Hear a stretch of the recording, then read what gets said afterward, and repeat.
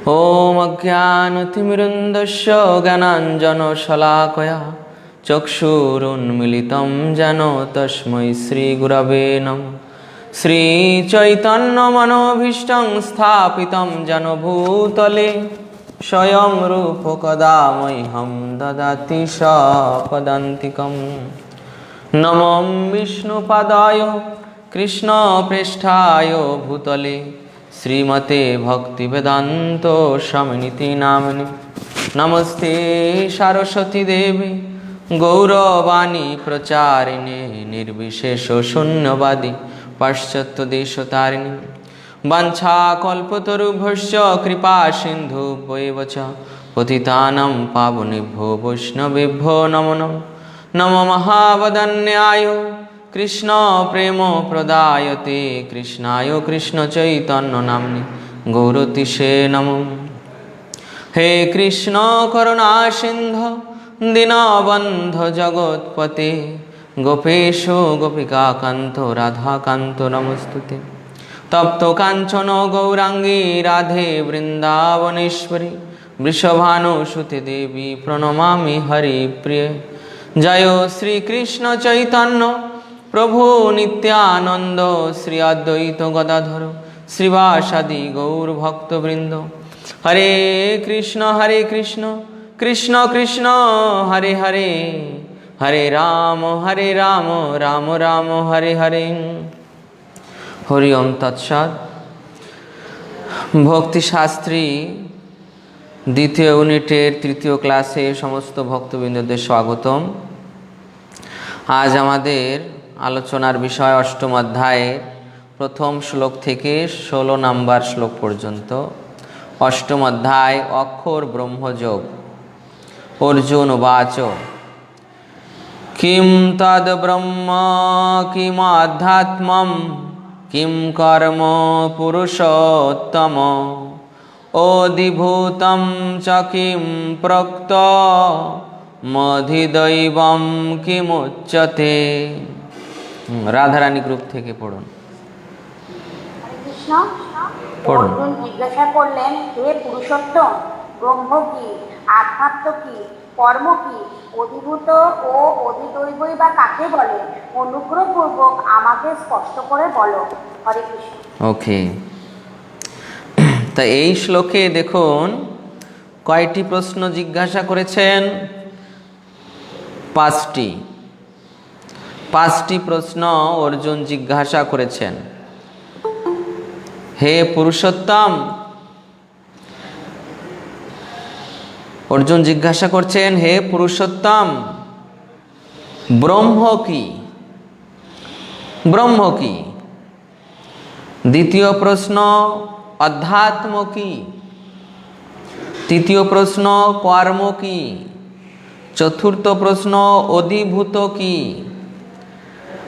পঞ্চম প্রশ্ন অধিদৈব কি, অর্থাৎ কাকে বলে? তা আমরা সপ্তম অধ্যায়ের শেষের দিকে, সপ্তম অধ্যায়ের 29 নম্বর শ্লোকে না 30 নম্বর শ্লোকে, সপ্তম অধ্যায়ের 30 নম্বর শ্লোকে আলোচনা করেছিলাম যে অধিভূত হচ্ছে জড়া প্রকৃতি, অধিভূত হচ্ছে জড়া প্রকৃতি। তারপর অধিদৈব হচ্ছে সমস্ত দেবদেবীদের উৎপত্তি স্বরূপ বিরাট পুরুষ। এই বিরাট পুরুষ হচ্ছে অধিদৈব। তারপর অধিযোগ্য, এই শ্লোকে অধিযোগ্য সব প্রশ্ন করা হয়নি, পরবর্তী শ্লোকে করা হবে।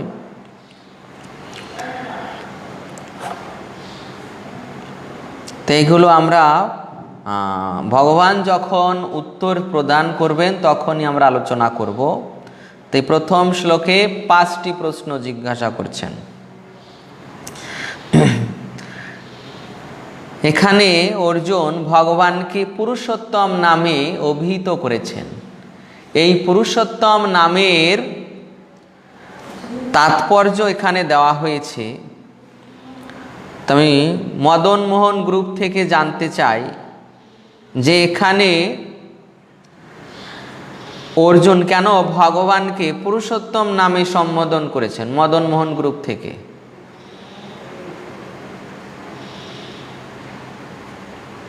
মদন মোহন গ্রুপ থেকে বলবেন কেন এখানে ভগবানকে পুরুষোত্তম নামে সম্বোধন করা হয়েছে?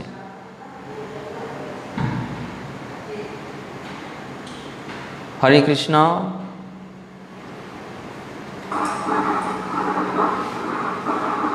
একমাত্র পরমেশ্বর ভগবানই এই প্রশ্নগুলির উত্তর দিতে পারেন বলেই তাকে পরম পুরুষোত্তম বলা হয়েছে। ওকে, দেখুন তাৎপর্যের নিচের প্যারাগ্রাফে অর্জুন এখানে ভগবানকে পুরুষোত্তম বলে সম্বোধন করেছেন, অর্থাৎ এই প্রশ্নগুলি তিনি শুধুমাত্র এক বন্ধুকে করছেন তা নয়, তাকে পরমেশ্বর ভগবান জেনে তিনি এই প্রশ্নগুলি করছেন, যিনি সেই প্রশ্নগুলির যথাযথ উত্তর দানে পরম অধিকর্তা। তাহলে অর্জুন এখানে একজন বন্ধু বলেই শুধু কৃষ্ণকে জানেন এমন নয়। অর্জুনের সখা কৃষ্ণ। কেবল অর্জুন এই বিষয়কে উপলক্ষ করে যে আমি আমার বন্ধুকে পুরুষোত্তম বলি তাতে কি অসুবিধা, এইরকম নয়। অর্জুন জানেন যে শ্রীকৃষ্ণ সত্য সত্যই পুরুষোত্তম, কেননা তিনি মহাজনদের সিদ্ধান্ত জানেন। নারদ মুনি, গৌতম ঋষি, তারপর ব্যাসদেব, অসিত, দেবল, এনাদের মতামত তিনি জানেন। এইভাবে জেনে অর্জুন স্থির হয়েছিলেন যে তিনি পুরুষোত্তম, শ্রীকৃষ্ণ পুরুষোত্তম। তাই তিনি কৃষ্ণকে পুরুষোত্তম বলে সম্বোধন করেছেন। এবং আরও উদ্দেশ্য হচ্ছে যাতে জগতের সকলেই কৃষ্ণকে পুরুষোত্তম বলে জানতে পারে যে শ্রীকৃষ্ণই পূর্ণ পুরুষোত্তম।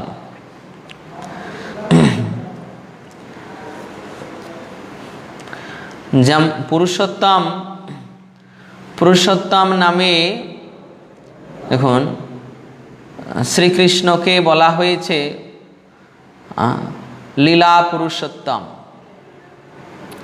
শ্রীকৃষ্ণকে বলা হয়েছে লীলা পুরুষোত্তম। শ্রীরামচন্দ্রকে বলা হয়েছে মর্যাদা পুরুষোত্তম, মর্যাদা পুরুষোত্তম। আর শ্রী চৈতন্য মহাপ্রভুকে বলা হয়েছে প্রেম পুরুষোত্তম। তো এইভাবে তিনজন পুরুষোত্তমের নাম আমরা শাস্ত্রে পাই, তো তিনভাবে প্রকাশিত: লীলা পুরুষোত্তম, মর্যাদা পুরুষোত্তম, প্রেম পুরুষোত্তম। সেই একই ভগবান তিনভাবে প্রকাশিত। গর্গমুনি গর্গ সংহিতায় ভগবান শ্রীকৃষ্ণকে পুরুষোত্তমম বলে উল্লেখ করেছেন। পূর্ণ পুরুষোত্তমম বলে উল্লেখ করেছেন। তো এইভাবে অর্জুনও সেই বিষয়টি জানতেন, তাই তিনি এই বিষয়গুলি যথাযথ উত্তর যে পাবেন এই জন্য পুরুষোত্তম শ্রীকৃষ্ণের কাছে প্রশ্ন করেছেন। দ্বিতীয় শ্লোক।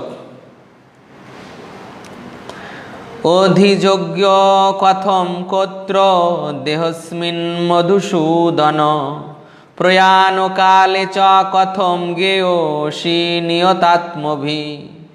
মদন মোহন গ্রুপ থেকে পড়ুন। মদন মোহন গ্রুপ থেকে। ওকে। মধুসূদন, এই দেহে অধিযোগ্য কে এবং এই দেহের মধ্যে তিনি কি রূপে অবস্থিত? মৃত্যুকালে জিতেন্দ্র ব্যক্তিরা কিভাবে তোমাকে জানতে পারে? ওকে, হরে কৃষ্ণ। তাহলে দেখুন এই শ্লোকে দুইটি প্রশ্ন, যে এই দেহে অধিযোগ্য কে এবং কি রূপে অবস্থিত। মানে অধিযোগ্য কে, কি রূপে অবস্থিত, এই একটি প্রশ্ন। অধিযোগ্য সম্পর্কিত অধিযোগ্য কে। আর দ্বিতীয় প্রশ্ন হচ্ছে মৃত্যুকালে জিতেন্দ্রীয় ব্যক্তিরা কিভাবে তোমাকে জানতে পারবে। দেখুন গাইড বইয়ে 35 নাম্বার পেজে যে চিত্রটি আমি দেখিয়েছিলাম, গাইড বইয়ে 35 নাম্বার পেজে, যে অষ্টম অধ্যায়ে ব্রহ্ম, অধ্যাত্ম, কর্ম, অধিভূত, অধিদৈব, এই 5টি প্রশ্ন। আর অষ্টম অধ্যায়ের 2য় শ্লোকে অধিযোগ্য কি এবং প্রয়াণকালে মানে মৃত্যুকালে জিতেন্দ্রীয় ব্যক্তিরা কিভাবে তোমাকে জানতে পারবে। তো এইভাবে দুইটি প্রশ্ন এখানে জিজ্ঞাসা করেছেন অর্জুন। তো অধিযোগ্য আমরা সপ্তম অধ্যায়ের 30 নাম্বার শ্লোকে আলোচনা করেছিলাম। অধিযোগ্য হচ্ছে অন্তর্যামী পরমাত্মা। এই অধিযোগ্য হচ্ছে অন্তর্যামী পরমাত্মা।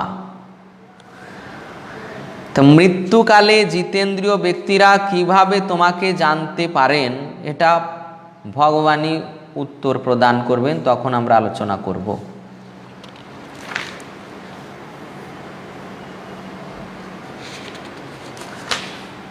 তো প্রশ্ন হচ্ছে মাধব গ্রুপের কাছে, যেখানে ভগবানকে মধুসূদন নামে সম্বোধন করার কি তাৎপর্য।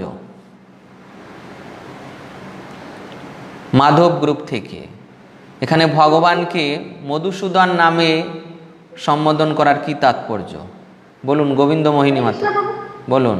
ভগবান মধু নামক অসুরকে সংহার করেছিলেন, তাই মধুসূদন নাম হয়েছে তার কৃষ্ণ। আচ্ছা বলুন। বলছি যে এখানে মধুসূদন নামে আখ্যা দেওয়া হয়েছে, ভগবানকে মধুসূদন নামে সম্বোধন করেছে এই কারণে যে মধু নামক দৈত্যকে ভগবান হত্যা করেছিলেন। এইখানে অর্জুনের মনে আসরিক যে সমস্ত মানে প্রশ্নগুলো, যে সমস্ত চরিত্রের মধ্যে আসরিক প্রবৃত্তিগুলো যেগুলো জাগ্রত হয়েছে, যে ভগবানের কথায় বিশ্বাস না করা বা নানা রকম যে সমস্ত সংশয়গুলো উৎপন্ন হয়েছে, সেই সংশয়গুলো মধু নামক দৈত্যের সাথে এখানে তুলনা করেছে, সেগুলো যেন ভগবান হত্যা করেন, মধু দৈত্যকে যেরকম হত্যা করেন। ওকে শুধু মধু নামক দৈত্যকে সংহার করেছে ওটা বললে পুরো ক্লিয়ার হলো না। ওই যেমন শ্রীকৃষ্ণ যেমন মধু নামক দৈত্যকে সংহার করেছিলেন, তাদেরও অর্জুনের মনে এই যে সংশয়গুলি সৃষ্টি হয়েছে, সংশয়, তো এই সংশয়কে অসুরের সঙ্গে তুলনা করা হয়েছে। তো শ্রীকৃষ্ণ যেমন মধু নামক অসুরকে সংহার করেছিলেন, ঠিক তেমন তিনি যেন অর্জুনের এই সমস্ত সংশয়গুলিকে দূর করেন। তাই হচ্ছে মধুসূদন নামের তাৎপর্য। ওকে, এরপর নিত্যানন্দ গ্রুপ থেকে, নিত্যানন্দ গ্রুপের কাছে প্রশ্ন, যেখানে এই যে প্রয়াণকালে, তো প্রয়াণকালের বিষয়টি আমাদের একটু বুঝিয়ে দেবেন তাৎপর্য পড়ে। প্রয়াণকালে সম্পর্কে আপনি কি উপলব্ধি করেছেন? এই সম্রাট কুলশেখরের উদাহরণ দেওয়া হয়েছে, সম্রাট কুলশেখরের উদাহরণ দেওয়া হয়েছে। এই উদাহরণ সাপেক্ষে জাস্ট গ্রন্থ থেকে নয়, আপনি আপনার নিজের ভাষায় আমাদের বুঝিয়ে বলবেন। হরে কৃষ্ণ। আচ্ছা, প্রথমে মায়া মাতাজি বলুন। প্রয়াণকালে কথাটি এখানে বিশেষ তাৎপর্যপূর্ণ।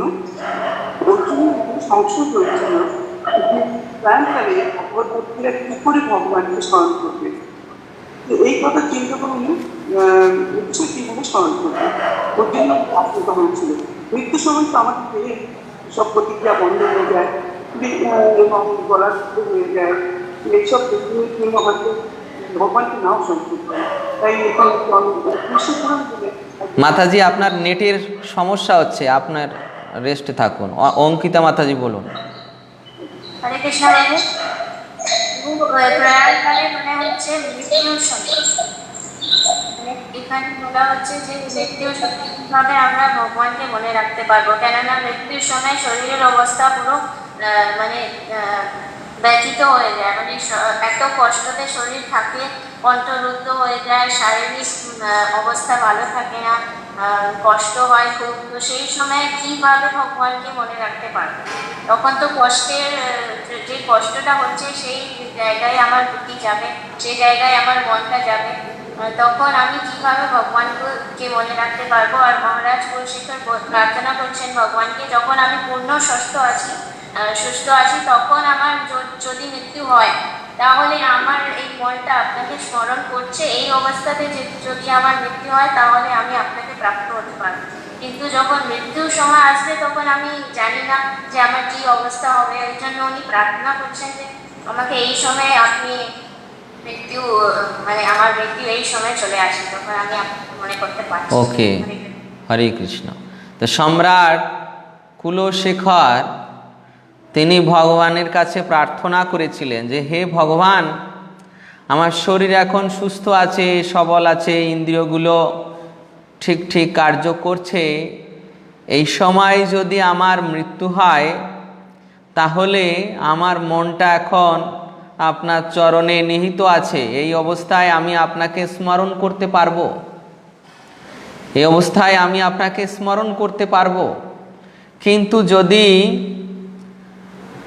আমি বৃদ্ধ হয়ে যাই তখন ইন্দ্রিয় সমূহ আমার সাথ দেবে না, শরীরের ক্রিয়াকলাপ বিঘ্নিত হয়ে যাবে, কফ, বায়ু, পিত্ত এই সমস্ত ধাতু এই আমার কৃষ্ণ স্মরণে বাধা বিঘ্ন প্রদান করবে, শ্বাসনালী রুদ্ধ হয়ে যাবে। তখন আপনার প্রতি আমার চেতনা থাকবে কি না থাকবে সেটা আমি বলতে পারি না। তো এখন আমার এই অবস্থায় আমার চেতনা যেহেতু আপনার চরণে নিহিত আছে, এই জন্য এই সময় যদি আমার প্রাণবায়ু নির্গত হয় তাহলে আমি আপনাকে স্মরণ করতে পারবো। তো এইভাবে তাৎপর্য হচ্ছে যে আমাদের প্রয়াণকালে অবশ্যই শ্রীকৃষ্ণকে স্মরণ করতে হবে, অন্তে নারায়ণ স্মৃতি। অবশ্যই আমাদের অন্তে নারায়ণ স্মৃতি প্রয়োজন, কৃষ্ণ স্মৃতি প্রয়োজন। তাই অর্জুন প্রশ্ন করেছিলেন যে মৃত্যুর সময় কিভাবে মনকে শ্রীকৃষ্ণের চরণ কমলে একাগ্র করা যায়। তৃতীয় শ্লোক। শ্রী ভগবান উবাচ অক্ষরম ব্রহ্ম পরমম স্বভাবধ্যাত্মমুচ্যতে ভূত ভাবোদ্ভব কর বিসর্গ কর্ম সংগীতঃ। ওকে, মাধব গ্রুপ থেকে পড়ুন। পড়ুন। পরমেশ্বর ভগবান বললেন, নিত্য বিনাশ রহিত জীবকে বলা হয় ব্রহ্ম এবং তার নিত্য স্বভাবকে আধ্যাত্ম বলে। ভূতগণের উৎপত্তি ও বৃদ্ধিকর সাংসারিক কর্ম। হরে কৃষ্ণ। ওকে, তো প্রশ্ন গৌরাঙ্গ গ্রুপের কাছে যে এখানে ব্রহ্ম শব্দে ভগবান কি উত্তর প্রদান করেছেন? ব্রহ্ম শব্দে ভগবান কি উত্তর প্রদান করেছেন? অর্জুনের প্রশ্ন ছিল ব্রহ্ম কি, তো ভগবান কি উত্তর প্রদান করেছেন প্রভুপাদের তাৎপর্যের আলোকে বলবেন। তারপর গোবিন্দ গ্রুপ থেকে বলবেন অধ্যাত্ম। অর্জুনের প্রশ্নে ভগবান অধ্যাত্ম সম্পর্কে কি উত্তর প্রদান করেছেন। গোপীনাথ গ্রুপ থেকে বলবেন কর্ম। অর্জুনের প্রশ্নে ভগবান কর্মের কি সংজ্ঞা প্রদান করেছেন। পরমেশ্বর ভগবান বললেন নিত্য বিনাশরহিত জীবকে বলা হয় ব্রহ্ম এবং তার নিত্য স্বভাবকে বলা হয় অধ্যাত্ম। ভূতগণের উৎপত্তি ও বৃদ্ধিকর সাংসারিক কর্ম। তো প্রশ্ন গৌরাঙ্গ গ্রুপের কাছে ছিল, বলুন।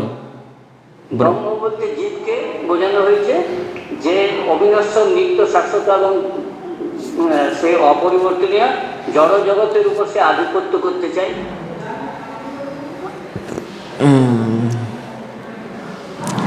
তাহলে ব্রহ্ম বলতে জীবকে বোঝানো হয়েছে। ব্রহ্ম, এখানে ব্রহ্ম শব্দে জীবকে বোঝানো হয়েছে। আর পরমেশ্বর ভগবান হচ্ছেন পরব্রহ্ম। তাই ব্রহ্ম হচ্ছে চিন্ময় বস্তু। হ্যাঁ, ব্রহ্ম হচ্ছে চিন্ময় বস্তু, তাই জীব মানে জীবাত্মা চিন্ময় বস্তু। আর পরব্রহ্ম হচ্ছে পরম চিন্ময় বস্তু, তিনি হচ্ছেন ভগবান। তো শুধু ব্রহ্ম শব্দে এখানে জীবকে বোঝানো হয়েছে যে চিন্ময় বস্তু। হ্যাঁ, ওকে। তো অনুবাদে ভগবান বলেছিলেন নিত্য বিনাশ রহিত জীবকে বলা হয় ব্রহ্ম। নিত্য, সেই জীব কি নিত্য, ভগবানের মতোই নিত্য। বিনাশ রহিত, সেই জীবের কখনো বিনাশ হয় না, অর্থাৎ জীবাত্মার বিনাশ হয় না। দেহ বারবার পরিবর্তন হচ্ছে, মানে দেহের মৃত্যু হচ্ছে, দেহ বারবার পরিবর্তন করছে, কিন্তু আত্মার পরিবর্তন হচ্ছে না। আত্মা নিত্য, বিনাশ রহিত। তো সেই নিত্য বিনাশ রহিত জীবকে বলা হয় ব্রহ্ম, চিন্ময় বস্তু। এরপর দ্বিতীয় প্রশ্ন গোবিন্দ গ্রুপের কাছে, অধ্যাত্ম কি?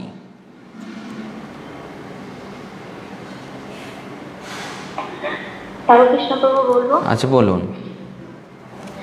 নিত্য বিনাশ রহিত জীবকে যখন ব্রহ্ম বলা হচ্ছে এবং তার নিত্য স্বভাবকে বলা হয় আধ্যাত্ম।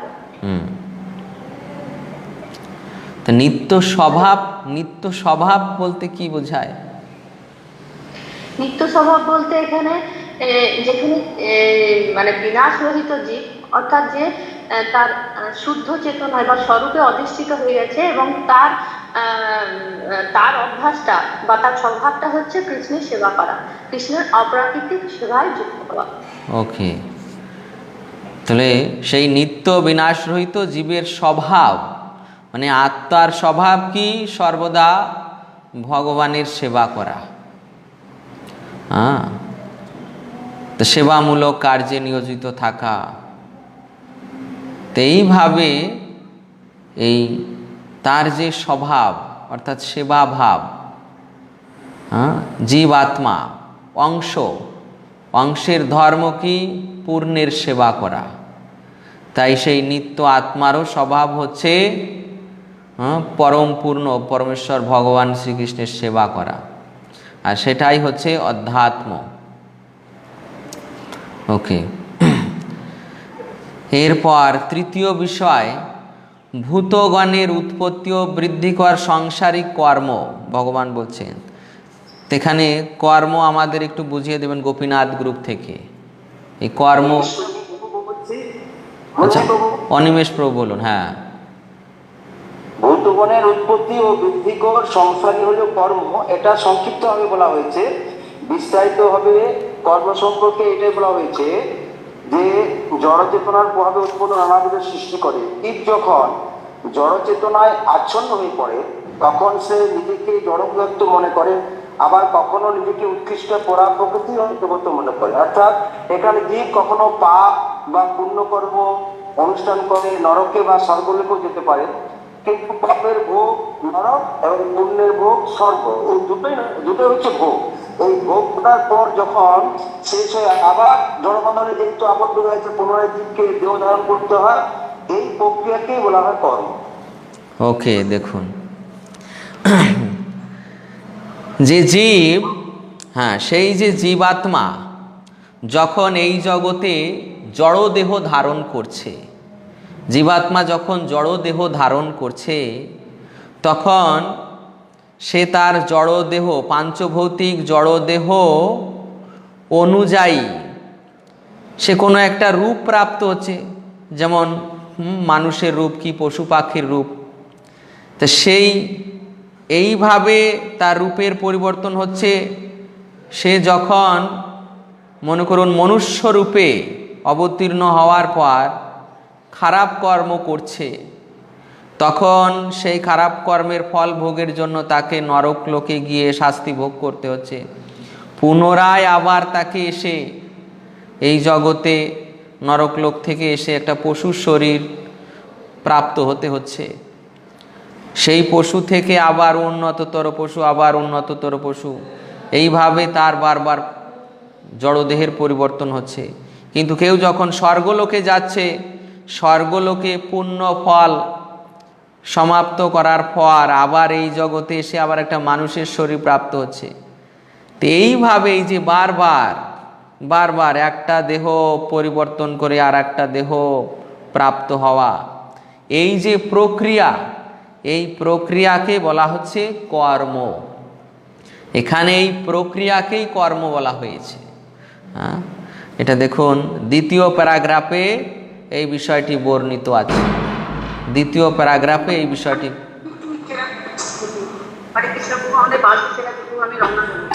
ওকে ওকে তো এই বিষয়টি ওকে দ্বিতীয় প্যারাগ্রাফে এটা বর্ণিত আছে। ঠিক আছে।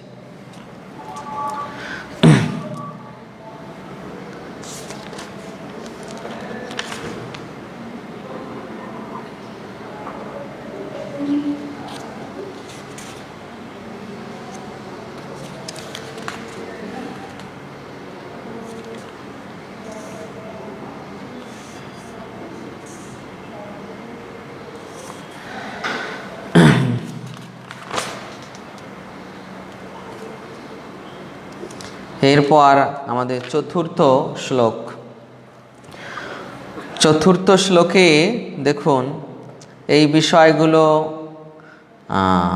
আবার ভগবান বর্ণনা করছেন। অধিভূতম ক্ষরভাব পুরুষশ্চাধিদৈবতম অধিযোগ্যহমেবাত্র দেহে দেহভৃতাম্বর। নিত্যানন্দ গ্রুপ থেকে পড়ুন। হে দেহধারী শ্রেষ্ঠ, নশ্বর জড়া প্রকৃতি অধিভূত সূর্য চন্দ্র আদি সমস্ত দেবতাদের সমষ্টিরূপ বিরাট পুরুষকে অধিদৈব বলা হয়। আর দেহীদের দেহান্তর্গত অন্তর্যামী রূপে আমি অধিযোগ্য।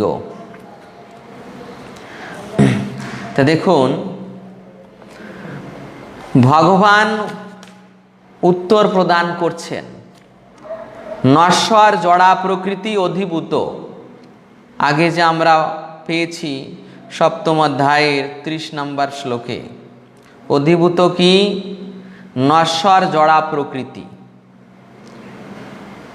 এই যে জড়া প্রকৃতি মানে ভগবানের বহিরঙ্গা শক্তি, বহিরঙ্গা শক্তির দ্বারা তৈরি এই যে জড় জগৎ, হ্যাঁ, এটা কি নশ্বর, স্থির নয়, এটা নিত্য নয়, এটা বিনাশশীল। তো এই নশ্বর জড়া প্রকৃতিকেই অধিভূত বলা হয়। এরপর সূর্য চন্দ্র আদি সমস্ত দেবতাদের সমষ্টিরূপ বিরাট পুরুষকে অধিদৈব বলা হয়। বিরাট পুরুষ, বিরাট পুরুষ কাকে বলা হয়? বিরাট পুরুষ কাকে বলা হয়? নিত্যানন্দ গ্রুপ থেকে কেউ বলতে পারবেন বিরাট পুরুষ কাকে বলা হয়? বিরাট পুরুষকে গর্ভোদকশায়ী বিষ্ণু, তিনি যখন এই সমগ্র ব্রহ্মাণ্ডের মানে একটি ব্রহ্মাণ্ডের সমগ্র ভুবন ব্যাপী নিজেকে প্রকাশ করেন, হ্যাঁ, সমগ্র ভুবন ব্যাপী 14টা ভুবন, 14টা ভুবন। তো 14টা ভুবনে দেখুন আমি নাম বলছি, 14টা ভুবন। প্রথমে রয়েছে আমাদের এই ভূমণ্ডল, একে বলা হয় ভূলোক। ভূলোকের উপর ভুবলোক, ভুবলোক, তার উপর স্বর্গলোক, তার উপর মহরলোক, তার উপর জনলোক, তার উপর তপলোক, তার উপর সত্যলোক। হ্যাঁ, ওকে, আবার বলছি, দেখুন, প্রথমে আমাদের এই লোক, একে বলা হয় ভূলোক, তারপর ভুবর লোক বা ভূলোক, ভুবলোক, ভুবলোক, তার উপর স্বর্গলোক, তার উপর মহরলোক, মহরলোকের উপর জনলোক, জনলোকের উপর তপলোক, তপলোকের উপর সত্যলোক। এইভাবে এখানে এই 7টি লোক। আর এর নিচে অর্থাৎ আমাদের ভূমণ্ডলের নিচে অতল, বিতল, সুতল, তলাতল, মহাতল, রসাতল, পাতাল। অতল, বিতল, সুতল, তলাতল, মহাতল, রসাতল, পাতাল, এই 7টি নিম্ন স্তরের লোক। তো এই যে 7 আর 7 14 লোক, তো এই 14 লোক নিয়ে ভগবান গর্ভোদকশায়ী বিষ্ণু বিরাট রূপে নিজেকে প্রকাশ করেছেন। নিচের ওই পাতাল লোক তার চরণের তলদেশ। তো এইভাবে চরণের তলদেশ আমাদের এই ভূমণ্ডল, তার এই নাভি স্থান, নাভি স্থান। তারপর উপরে সত্যলোক, তার এই শিরোদেশ। দেখুন, নিচে পাতাল লোক মানে 14 নম্বর লোক, তার চরণতল। আর আমাদের এই ভূমণ্ডল সে বিরাট পুরুষের নাভি দেশ। আর উপরে সত্যলোক হচ্ছে সেই বিরাট পুরুষের শিরোদেশ। এর মধ্যেই এই 14 ভুবন। এই 14 ভুবন নিয়ে এই যে বিরাট পুরুষের রূপ কল্পনা করা হয়েছে, সেই গর্ভোদকশায়ী পুরুষেরই রূপ। এটা কল্পিত, কাল্পনিক রূপ। এটা কেবল কনিষ্ঠ স্তরের ভক্তদের ভগবানের রূপ সম্বন্ধে বোঝানোর জন্য এই রূপের কল্পনা করা হয়েছে। এই রূপ ভগবানের নিত্য রূপ নয়, এটা কেবল জড় জগতের সাপেক্ষে প্রকাশিত। জড় জগৎ না থাকলে এই রূপ প্রকাশিত হয় না।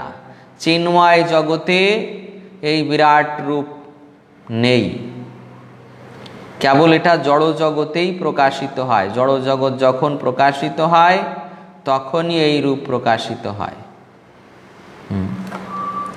এইভাবে সেই যে বিরাট পুরুষের হস্তপদ থেকে বিভিন্ন দেবতারা প্রকাশিত হয়েছিলেন, সেই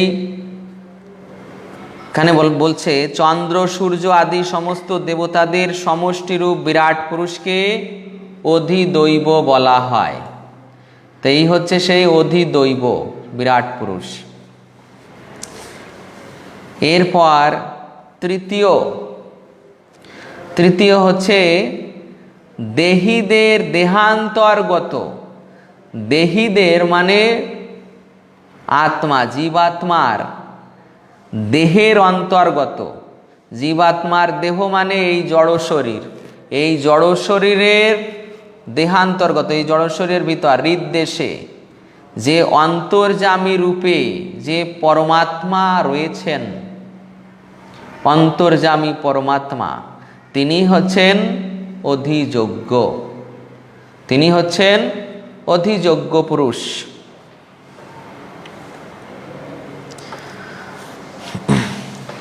দেখুন তাৎপর্যে বর্ণন করছেন লাস্টের থেকে 5ম লাইনে। ভগবত ভক্তির প্রাথমিক স্তরে কনিষ্ঠ ভক্ত অধিদৈবত নামক ভগবানের সুমহান বিশ্বরূপের ধ্যান করে, কারণ তখন সে ভগবানের পরমাত্মা রূপকে উপলব্ধি করতে পারে না।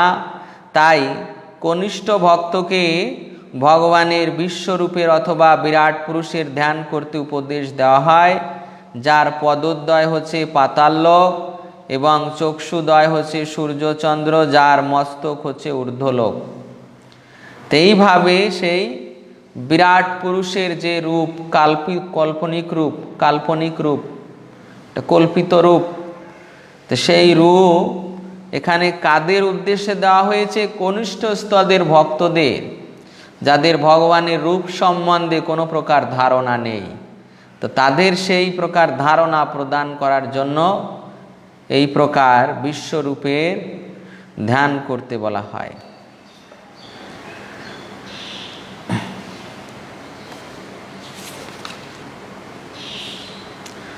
তো ভগবান কয়টি প্রশ্নের উত্তর দিলেন? তৃতীয় শ্লোকে 3টি প্রশ্নের উত্তর দিলেন, চতুর্থ শ্লোকে আর 3টি প্রশ্নের উত্তর দিলেন। 3 আর 3 6, আর পঞ্চম প্রশ্নে 1টি প্রশ্নের উত্তর দিচ্ছেন পঞ্চম শ্লোকে। যে প্রশ্ন করেছিলেন অর্জুন, মৃত্যুকালে জিতেন্দ্রীয় ব্যক্তিরা কিভাবে তোমাকে জানতে পারেন? মৃত্যুকালে জিতেন্দ্রীয় ব্যক্তিরা কিভাবে তোমাকে জানতে পারেন? তো এই প্রশ্নের উত্তর পঞ্চম শ্লোকে ভগবান প্রদান করছেন।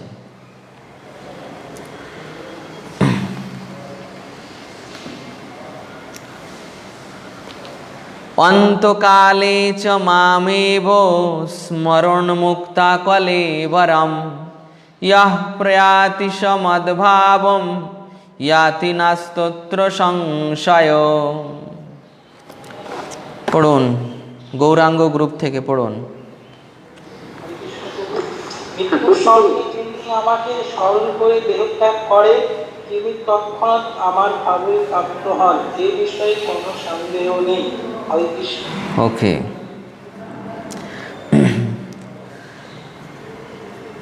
মৃত্যুর সময়ে যিনি আমাকে স্মরণ করে দেহত্যাগ করেন, তিনি তৎক্ষণাৎ আমার ভাবই প্রাপ্ত হন, এই বিষয়ে কোনো সন্দেহ নেই। এখানে ভগবান উত্তর প্রদান করছেন অর্জুনের 7ম শ্লোকের। যে অর্জুনের প্রশ্ন ছিল, মৃত্যুকালে জিতেন্দ্রীয় ব্যক্তিরা কিভাবে তোমাকে জানতে পারে? তো সেই প্রশ্নের উত্তরে ভগবান বলছেন,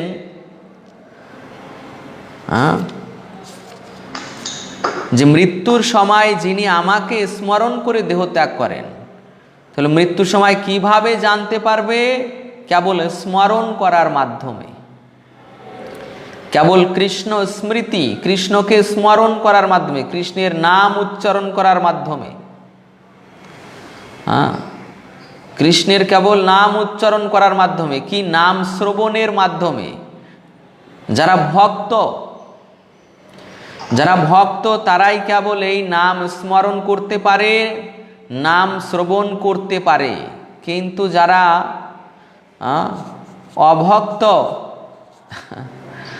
অভক্ত তারা মৃত্যুর সময়ে ভগবানকে না স্মরণ করতে পারে, না তার নাম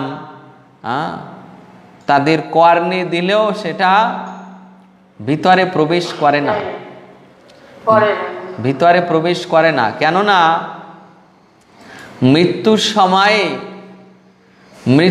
সময়ে এই যে আমাদের প্রত্যেক দ্বারে চক্ষু, কর্ণ, নাসিকা, জিহ্বা, এই ইন্দ্রিয় দ্বারে দেবতারা বাস করেন, ইন্দ্রিয় দ্বারে দেবতারা বাস করেন।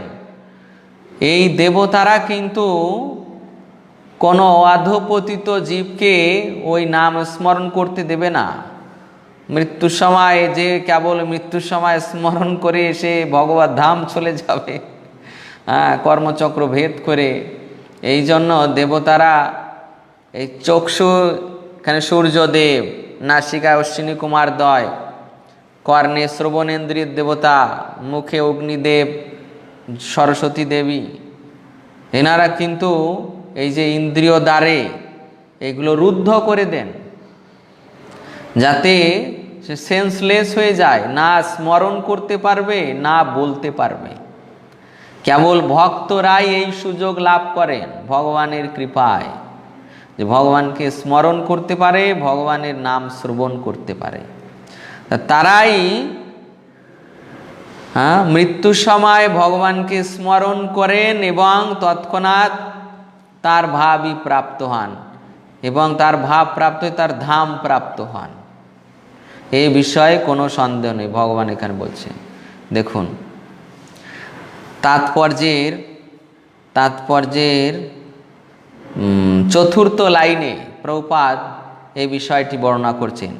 যে সমস্ত জীবেরা অশুদ্ধ অর্থাৎ অভক্ত, যারা কখনো ভগবত ভক্তি সাধন করেনি, তাদের পক্ষে ভগবানকে স্মরণ করা সম্ভব নয়। তাই জীবনের সূচনা থেকেই কৃষ্ণ ভাবনার অনুশীলন করা উচিত। তো প্রহ্লাদ মহারাজ বলছেন, কৌমার আচরিত প্রাজ্ঞ ধর্মান ভাগবতানিহ দুর্লভম মানুষম জন্ম তদপ্য ধ্রুব মর্থদম।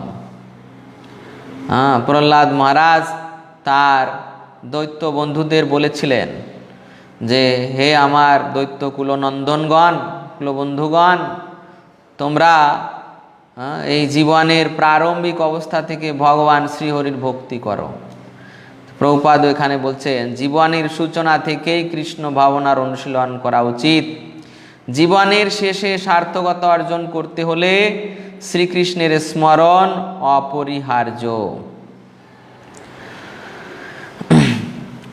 সেই জন্য শ্রীকৃষ্ণকে মনে রাখতে হলে সর্বক্ষম অবিরামভাবে হরে কৃষ্ণ মহামন্ত্র, হরে কৃষ্ণ কৃষ্ণ কৃষ্ণ হরে হরে, হরে রাম রাম রাম হরে হরে, এই নাম মহামন্ত্র কীর্তন করতে হয়। তো শ্রী চৈতন্য মহাপ্রভু উপদেশ দিয়েছেন প্রত্যেকে তরুর মতো সহিষ্ণু হওয়া উচিত, তররিব সহিষ্ণু না। দেখুন শ্রী চৈতন্য মহাপ্রভুর এই যে শ্লোক, এখানে তৃতীয় শ্লোকে অনেকে উচ্চারণ করে তররপি সহিষ্ণু না, তররপি নয়, তররিব সহিষ্ণু না। তররিব সহিষ্ণু না। প্রভুপাদ এখানে বাংলা ভাষায় পুরো ক্লিয়ারভাবে লিখে দিয়েছেন, তররিব সহিষ্ণু না, তরুর মতো, বৃক্ষের মতো সহিষ্ণু। তো এইভাবে যিনি কৃষ্ণ নাম করবেন তরুর মতো সহনশীল হয়ে, তিনি অন্তিমে কৃষ্ণকে স্মরণ করতে পারবেন আর কৃষ্ণ ভাবনামৃতের পূর্ণ সুফল লাভ করতে পারবেন। এরপর ভগবান আবার ষষ্ঠ শ্লোকে বলছেন যে, শুধু মৃত্যুর সময় আমাকে স্মরণ করে জীব আমার ভাব প্রাপ্ত হয় এই নয়, আরও আছে। মৃত্যুর সময় যারা যে ভাব প্রাপ্ত হন, মানে যাকে স্মরণ করেন, সেইভাবে ভাবিত তত্ত্বকেই লাভ করেন। ষষ্ঠ শ্লোকে ইয়ম ইয়ম বাপি স্মরণ ভাবন তজোত্তন্তে কলেবরম তম তমে বৈতি কৌন্তেয় সদা তদ্ভাব ভাবিতা। গোবিন্দ গ্রুপ থেকে পড়ুন।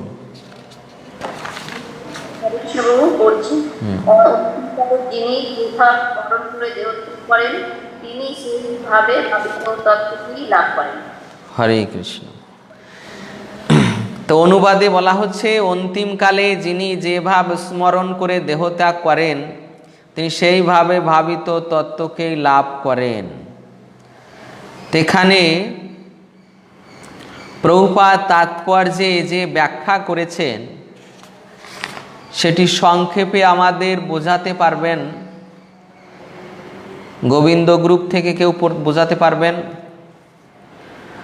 অনুবাদে যা বলা হয়েছে গোবিন্দ গ্রুপ থেকে, প্রভুপাদের তাৎপর্য সাপেক্ষে নিজের ভাষায় বর্ণনা করবেন। হ্যাঁ, নিজের ভাষায় বর্ণনা করবেন।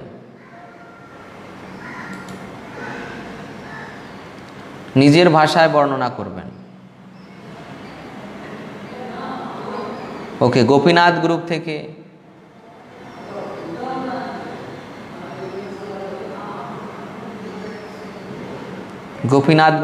কেউ? ওকে, রাধারানী গ্রুপ থেকে কেউ? আচ্ছা, বলুন। এখানে এই শ্লোকে তার যে বর্ণনা করেছেন যে মৃত্যু সংক্রান্ত মুহূর্তে কিভাবে জীবের প্রকৃতির পরিবর্তন হয়। অর্থাৎ এই আগের শ্লোকে আমরা জানতে পারলাম যে ভগবানের নাম স্মরণ করলে ভগবানের ভাব প্রাপ্ত হয় এবং ভগবানের ধামে আমরা যেতে পারি। এই শ্লোকে বর্ণনা করা হয়েছে যে অন্তিমকালে তিনি যে ভাব স্মরণ করে দেহত্যাগ করেন তিনি সেই অর্থাৎ একটা আমরা উদাহরণ পেয়েছি যে মহারাজ ভরত এক মহান ব্যক্তি হয়েও, এক মহান ধর্মপুরাণ ব্যক্তি হয়েও মৃত্যু সময় তিনি হরিণের চিন্তা করেছিলেন, তার প্রত্যেক জীবনে তার হরিশরী প্রাপ্ত হয়। অর্থাৎ এই উদাহরণ কি বোঝাচ্ছে যে আমরা ক্ষণিকের সময়ের জন্য যদি আমরা সেই মৃত্যুকালের ক্ষণিক সময়ের মধ্যেও যদি আমরা কোনো আসক্তি আমার যদি থাকে, কোনো মানে অপ্রাকৃতিক বস্তুর প্রতি যদি কোনো আমার আসক্তি থাকে, আর সেই সময় যদি আমার চিন্তা হয়, তাহলেও কৃষ্ণ এই সময় যেটা আমি স্মরণ করবো সেই দেবতায় আমি প্রাপ্ত হব। ওকে ওকে ওকে প্রভু, ওকে প্রভু। এখন রাধারানী গ্রুপের কাছে প্রশ্ন, এর থেকে আপনি কি শিক্ষা গ্রহণ করলেন? রাধারানী গ্রুপের কাছে প্রশ্ন, এর থেকে আমাদের কি শিক্ষা গ্রহণ করা উচিত? রাধারানী গ্রুপের কাছে, রাধারানী গ্রুপ থেকে কেউ বলবেন? হ্যাঁ, এর থেকে হরে কৃষ্ণ প্রভু। হ্যাঁ, বলুন। এর থেকে আমাদের শিক্ষা গ্রহণ করা উচিত যে আমাদের সবসময় শ্রীকৃষ্ণের চিন্তা, মানে ভগবানের চিন্তা করতে হবে। ভগবানের চিন্তা যদি না করি তাহলে এক মুহূর্তের জন্য অন্য কিছু চিন্তা করলে সেই দেহ আমরা প্রাপ্ত হব মৃত্যুকালে। হরে কৃষ্ণ। ওকে, তো এই শ্লোকে ভগবান বলেছিলেন অন্তিমকালে যিনি যে ভাব স্মরণ করে দেহত্যাগ করবেন তিনি সেইভাবে ভাবিত তত্ত্বকেই লাভ করবেন। প্রভুপাদ প্রথমেই লিখছেন যে এই কথা তো ঠিক ভগবান বলছেন, কিন্তু মৃত্যুর সময় কেউ অন্য কারো কথা চিন্তা করে কৃষ্ণের ভাব প্রাপ্ত হবেন এটা ঠিক নয়। অন্তিম সময়ে কৃষ্ণের কথা যদি কেউ চিন্তা করতে পারেন তিনি তো কৃষ্ণের ভাব প্রাপ্ত হবেন, কৃষ্ণের ধামে গমন করবেন। কিন্তু অন্তিম সময়ে কেউ কৃষ্ণ ভিন্ন মানে কৃষ্ণের ধাম, পরিকর, লীলা, ভক্ত, ভক্তি এই ভিন্ন অন্য জড় বিষয়ের যদি কেউ চিন্তা করে সে কিন্তু কৃষ্ণের ভাব প্রাপ্ত হবে না বা কৃষ্ণের ধামে গমন করতে পারবে না। যেমন উদাহরণ দিচ্ছেন, যেমন দেখুন একজন মহান ভক্ত যিনি ভাব স্তরে উন্নীত হয়েছিলেন, হ্যাঁ, ভরত মহারাজ কার পুত্র ছিলেন? ভগবান ঋষভদেবের পুত্র। ভগবান ঋষভদেবের সাক্ষাৎ পুত্র হওয়া সত্ত্বেও তাকে আবার হরিণ জন্মগ্রহণ করতে হলো।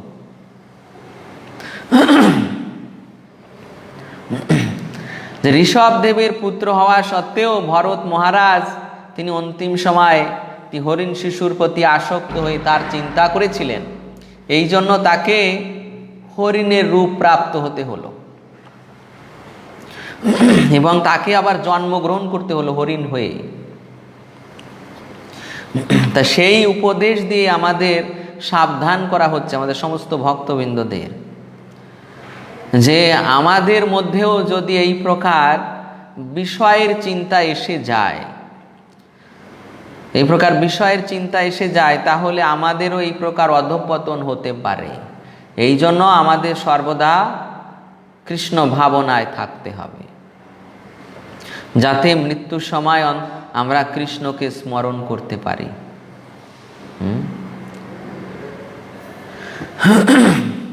তস্মাৎ সর্বেষু কালেষু মামনুস্মর যুদ্ধ চ ময়ি অর্পিত মন বুদ্ধি মামে বৈশ্য সংশয়। ওকে, গোপীনাথ গ্রুপ থেকে পড়ুন। গোপীনাথ গ্রুপ থেকে। সর্বদা আমাকে স্মরণ করে তোমার স্বভাবকেই তো যুদ্ধ করো, তাহলে আমাতে তোমার মন ও বুদ্ধি অর্পিত হবে এবং নিঃসন্দেহে তুমি আমাকে রাগ করবে। হরে কৃষ্ণ। দেখুন, অতএব হে অর্জুন, সর্বদা আমাকে স্মরণ করে তোমার স্বভাববিহিত যুদ্ধ করো, তাহলে আমাতে তোমার মন ও বুদ্ধি অর্পিত হবে এবং নিঃসন্দেহে তুমি আমাকেই লাভ করবে।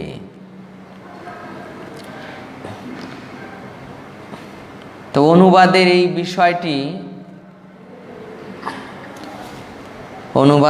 বিষয়টি আমাদের রাধারানী গ্রুপ থেকেও বুঝিয়ে দিতে পারবেন। অনুবাদের এই বিষয়টি রাধারানী গ্রুপ থেকেও বুঝিয়ে দিতে পারবেন। বলুন। ভগবান এখানে বলছেন, যদি আমরা সবসময় স্মরণ করি ভগবানের নাম, তাহলে আমাদের মন এবং বুদ্ধি যদি আমরা ভগবানকে অর্পণ করি, তাহলে কেবল আমরা ওই জড় পুরুষ থেকে মুক্ত হয়ে ভগবানের ধামে যেতে পারবো। তা না হলে কিন্তু আমাদের এই আগের যে শ্লোকে আমরা বললাম, মানে মহারাজ ভরতের মতো আমাদের দশা হবে যদি আমরা জড়জগতে কোনো কিছু চিন্তা করি। সেই জন্য আমাদের এখানে বারবার করে সতর্ক করে বলেছেন যে আমরা যেন সবসময় ভগবান শ্রীকৃষ্ণের স্মরণ কীর্তন এবং করতে থাকি। ওকে, মদন মোহন গ্রুপ থেকে কেউ বলবেন যে ভগবান এখানে কি বর্ণনা করেছেন প্রভুপাদের তাৎপর্যের আলোকে? আচ্ছা, বিনা মাতাজি বলুন, বিনা ঘোষ। বলেছে মানুষ তার মানে কি বলেছে যে মানুষ তার জাগতিক কাজের সঙ্গে সঙ্গে তার নিজের কর্তব্য কর্ম করে তার সঙ্গে যেন ভগবান নাম কীর্তন যেন স্মরণ করে, ভগবানকেও যেন স্মরণ করতে পারে। কর্তব্য কর্ম থেকে কিছু করতে বলেননি এবং তার ভগবানের নাম স্মরণ করতে বলেছে। তার জন্য যে ধরে এখন যে বলুন তার থেকে তারা মুক্ত হতে পারবে, হ্যাঁ, এবং শ্রীকৃষ্ণের পাবলিকের মন এবং বুদ্ধিকে কেন্দ্রীভূত করতে পারবে। ওকে, সহজ বিষয় দেখুন, ভগবান উপদেশ দিচ্ছেন অর্জুনকে, তোমার স্বভাববিহিত যুদ্ধ করো। আর আমাদের কি, আমাদের যে কর্তব্য কর্ম আছে আমরা যেন সেই কর্তব্য কর্ম করি। অর্জুনকে উপদেশ দিচ্ছেন যে তোমার স্বভাববিহিত যুদ্ধ করো। কি করে? আমাকে স্মরণ করে তোমার স্বভাববিহিত যুদ্ধ করো। আর আমাদের জন্য শিক্ষা, কৃষ্ণকে স্মরণ করে নাম চরণ বা সেবার মাধ্যমে, তার লীলা শ্রবণ কীর্তনের মাধ্যমে তাকে স্মরণ করে আমরা যেন আমাদের কর্তব্য কর্ম করি। আমাদের কর্তব্য কি? ভক্তদের কর্তব্য কর্ম হচ্ছে কৃষ্ণ কর্মকৃত, কৃষ্ণের সেবায় নিযুক্ত থাকা। তো এটাই সহজ, যে কৃষ্ণকে স্মরণ করে কৃষ্ণের নাম লীলা, তার ভগবদ্গীতা ভাগবত আদি শ্রবণ কীর্তনের মাধ্যমে কৃষ্ণকে স্মরণ প্লাস সঙ্গে সঙ্গে আমাদের এই কর্তব্য কর্ম কি, আমরা গৃহস্থ জীবনে আছি, গৃহস্থ জীবনের কর্তব্য কর্ম, বা আমরা মঠ মন্দিরে আছি, মঠ মন্দিরের কর্তব্য কর্ম, কৃষ্ণকে স্মরণ করে। হরে কৃষ্ণ।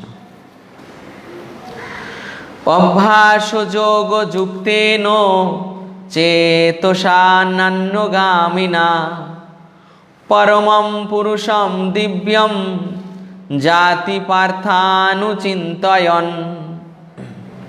ওকে, রাধারানী গ্রুপ থেকে পড়ুন।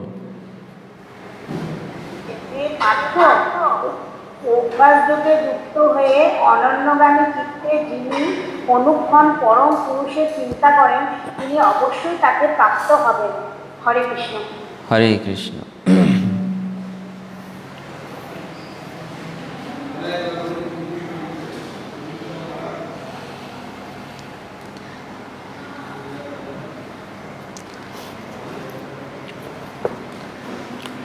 তো তা প্রথম আমি মদন মোহন গ্রুপের কাছে প্রশ্ন করছি যে এখানে প্রভুপাদ পুরুষ শব্দে কি আলোচনা করেছেন? পুরুষ শব্দে, মদন মোহন গ্রুপ থেকে পুরুষ শব্দে কি আলোচনা করেছেন?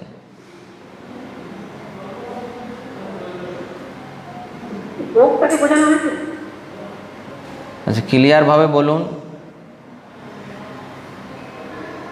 পুরুষ শব্দে কি আলোচনা করা হয়েছে? জীব হচ্ছে ভগবানের যথেষ্ট শক্তি, আচ্ছন্ন হয়ে থাকে, হ্যাঁ, সে নিজের ভক্ত বলে মনে করে, কিন্তু সে কখনো পরম ভক্ত হতে পারে না। হ্যাঁ, এখানে স্পষ্টভাবে বলা হয়েছে যে নারায়ণ বাসুদেব আদি বিভিন্ন অংশ ভগবান ভগবানই হচ্ছেন পরম ভক্ত। ওকে, পুরুষ, পুরুষ শব্দের অর্থ হচ্ছে ভোক্তা। ভোক্তা, জীব কখনো ভোক্তা নয়। হ্যাঁ, কেননা জীব হচ্ছে ভগবানের প্রকৃতি। প্রকৃতি, জীব পুরুষ নয়, জীব প্রকৃতি। সে হচ্ছে সেবক। হ্যাঁ, সে সর্বদা সেবক, তার ধর্ম হচ্ছে সেবা করা।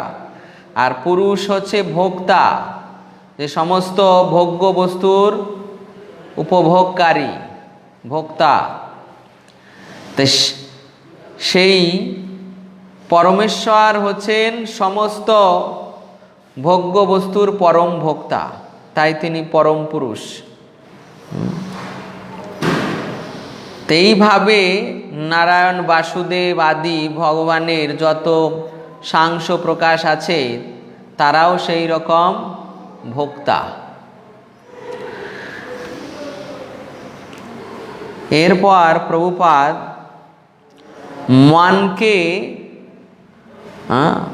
মনকে নিয়ন্ত্রণ করার জন্য, মনকে নিয়ন্ত্রণ করার জন্য এবং অন্তিম সময়ে যে আমাদের চিন্ময় দেহ প্রাপ্ত হতে পারে তার কি উদাহরণ দিয়েছেন একটু আমাদের বিশ্লেষণ করে শোনাবেন মাধব গ্রুপ থেকে। আচ্ছা বলুন।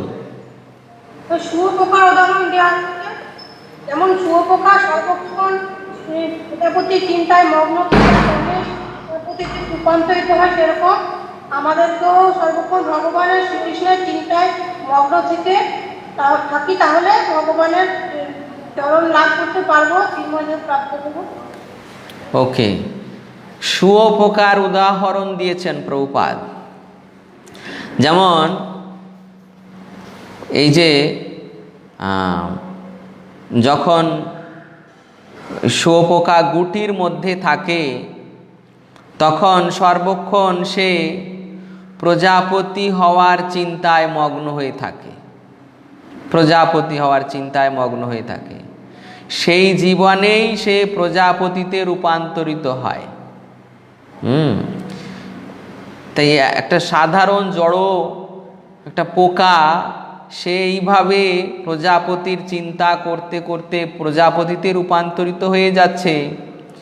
আর যারা সর্বক্ষণ যদি আমরা শ্রীকৃষ্ণের চিন্তা করি, আরাধনা করি, তো প্রভুপাদ বলছেন তা আমরাও নিঃসন্দেহে এই জীবনের শেষে ভগবানের সেবা করার উপযুক্ত চিন্ময় দেহ প্রাপ্ত হব। বৈকুণ্ঠে গেলে সে ভগবানের মতোই চিন্ময় দেহ তারা প্রাপ্ত হবেন। কৃষ্ণ লোকে গেলে তাদের ভাব অনুযায়ী সখার দেহ কি সখীর দেহ কি পিতামাতার দেহ প্রাপ্ত হবেন, সে চিন্ময় দেহ।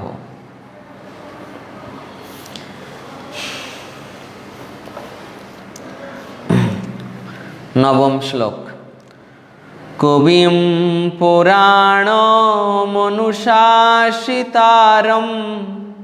অনরণীয়াং সমনুস্মরেদিয়ঃ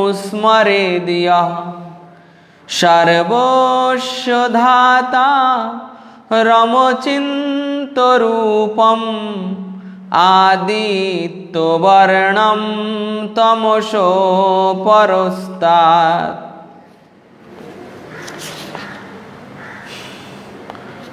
মাধব গ্রুপ থেকে পড়ুন। হরে কৃষ্ণ।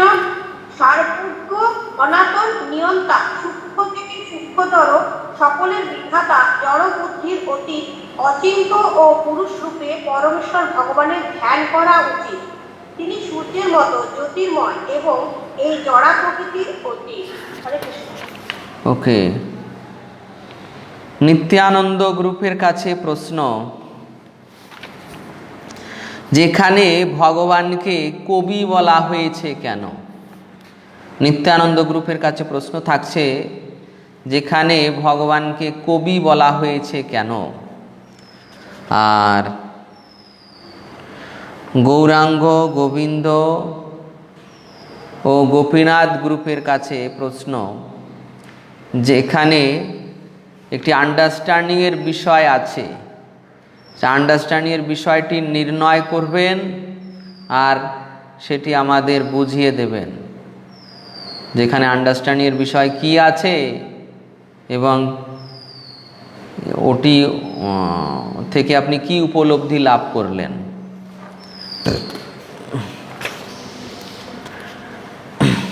তা দেখুন, অনুবাদে বলছেন, সর্বজ্ঞ সনাতন নিয়ন্তা, সূক্ষ্ম থেকে সূক্ষ্মতর, সকলের বিধাতা, জড়বুদ্ধির অতীত, অচিন্ত পুরুষ রূপে পরমেশ্বর ভগবানের ধ্যান করা উচিত। তো এগুলো হচ্ছে ভগবানের বৈশিষ্ট্য বর্ণনা করেছে। সর্বজ্ঞ, তিনি সমস্ত কিছু জানেন, ভূত বর্তমান ভবিষ্যৎ সমস্ত কিছু জানেন, অতীত বর্তমান ভবিষ্যৎ সমস্ত কিছু জানেন। সনাতন, মানে তিনি অতীতে ছিলেন, বর্তমানে আছেন, ভবিষ্যতেও থাকবেন। নিয়ন্তা, নিয়ন্তা মানে সকলের নিয়ন্তা, এমনকি ব্রহ্মা শিব যে নিয়ন্তা তাদেরও নিয়ন্ত্রক তিনি। সূক্ষ্ম থেকে সূক্ষ্মতর, তিনি সূক্ষ্ম থেকে সূক্ষ্মতর, যে জীবাত্মা অতি সূক্ষ্ম, সেই জীবাত্মার থেকেও তিনি আরও সূক্ষ্ম। সকলের বিধাতা, সকলের বিধাতা, সকলের বিধাতা মানে এই জগতে ব্রহ্মাকে বিধাতা বলা হয়, শিবকে দেবাদিদেব, দেবতাদের দেবতা বলা হয়। তা তাদেরও যিনি বিধাতা, বিধাতারও বিধাতা, তিনি হচ্ছেন ভগবান। জড়বুদ্ধির অতীত, জড়বুদ্ধির অতীত মানে এই জগতের বুদ্ধির দ্বারা ভগবানকে জানা যায় না, ইন্দ্রিয়জাত বুদ্ধির দ্বারা ভগবানকে জানা যায় না। অচিন্ত, অচিন্ত মানে অচিন্ত মানে এই জগতের চিন্তা ভাবনার দ্বারা ভগবানকে জানা যায় না, অচিন্তনীয়। জড় দৃষ্টিতে তাকে, জড় উপলব্ধিতে তাকে চিন্তা করা যায় না, জানা যায় না। তারপর পুরুষ রূপে পরমেশ্বর ভগবানের ধ্যান করা উচিত। তো সেই অচিন্ত ব্যক্তিকে, বড় বুদ্ধির অতীতকে পুরুষ রূপে, পরম ভোক্তা রূপে তার ধ্যান করা উচিত। তিনি সূর্যের মতো জ্যোতির্ময়, একটা সূর্য নয়, কোটি কোটি সূর্য, তার অঙ্গজ্যোতি। এইভাবে তিনি জড়া প্রকৃতির অতীত, সমস্ত জড়া প্রকৃতির তিনি অতীত। তিনি জড় জগতের ঊর্ধ্বে তার নিত্যধামে বিরাজ করেন। ভাগবতের প্রথম শ্লোকে এটা বর্ণন করা হয়েছে।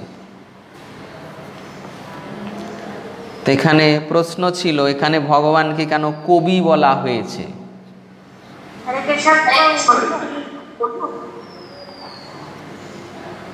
হরে কৃষ্ণ।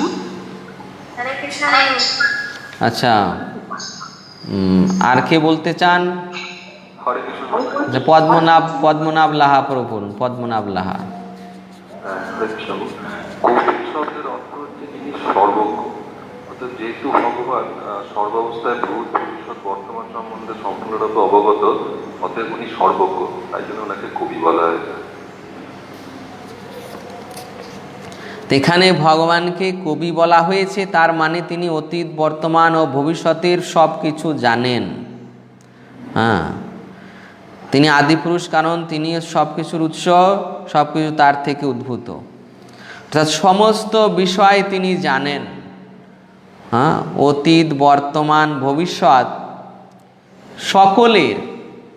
আপনি আপনার অতীতে কি ছিলেন, হ্যাঁ, বর্তমানে কি অবস্থায় আছেন, ভবিষ্যতে কি অবস্থা থাকবেন, কি হবেন, সমস্ত কিছু তিনি জানেন। এই জন্য তিনি কবি। এরপর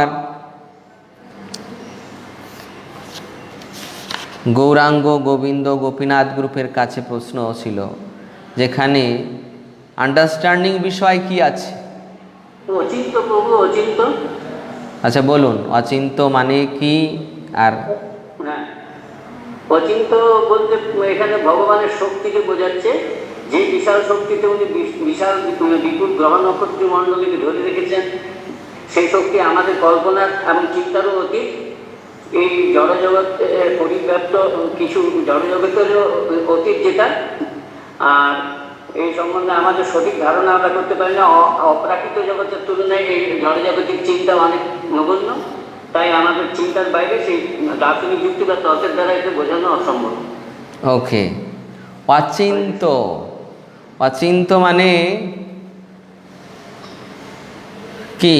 অচিন্ত হচ্ছে যা চিন্তার দ্বারা উপলব্ধ নয়। জড় চিন্তার দ্বারা উপলব্ধ নয়।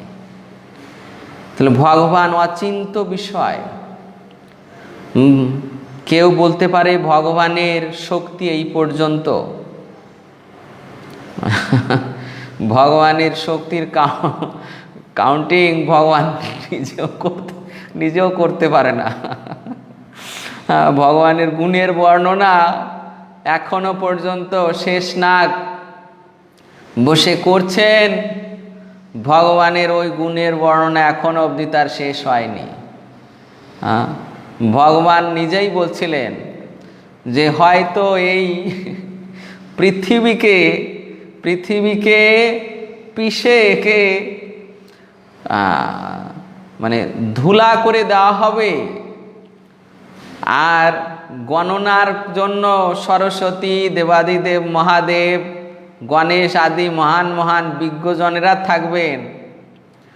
হয়তো এটা যদিও অসম্ভব যে এর পরমাণুকে গণনা করা, এই পৃথিবীতে কত পরমাণু সে তার গণনা করা যদিও একটু অসম্ভব, তথাপিও যদি এটা হতে পারে, তথাপি আমার কত গুণ আছে এটা কেউ গণনা করে সমাপ্ত করতে পারবে না।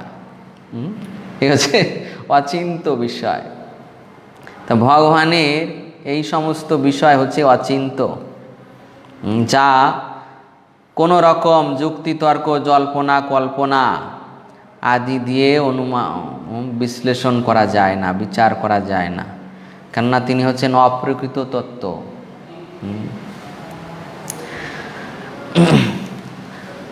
প্রয়াণকালে মনসা চলেন ভক্তা যুক্ত যোগ বলেন চৈব ভ্রুবর মধ্যে প্রাণমাবেশ সম্যক স্বতম পরম পুরুষমুপৈতি দিব্যম।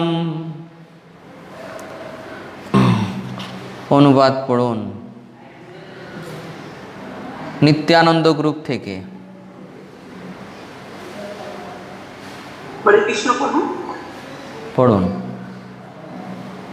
যিনি মৃত্যুর সময়ে অচঞ্চল চিত্তে ভক্তি সহকারে বলে যুগলের মধ্যে প্রাণ প্রতিষ্ঠা করে মানুষের গ্রহণ করেন, তিনি অবশ্যই সেই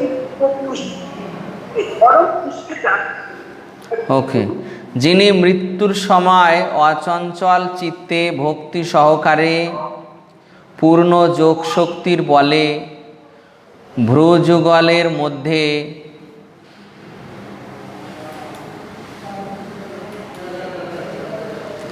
ভ্রুযুগলের মধ্যে প্রাণবায়ুকে স্থাপন করে পরমেশ্বর ভগবানকে স্মরণ করেন, তিনি অবশ্যই সেই দিব্য পরম পুরুষকে প্রাপ্ত হন। এখানে দেখুন এই যোগ প্রক্রিয়া ভগবান বর্ণন করেছেন, যোগের প্রক্রিয়া, অষ্টাঙ্গ যে যোগ সিদ্ধি সেই যোগ প্রক্রিয়া বর্ণন করছেন। তো অষ্টাঙ্গ যোগে প্রথম অবস্থায় আমাদের এই মন কুলকুণ্ডলিনী স্তরে অবস্থান করে, স্বাধিষ্ঠান স্তরে,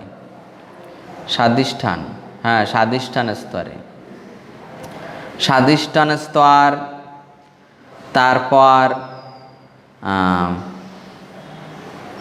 মণিপুরী চক্র,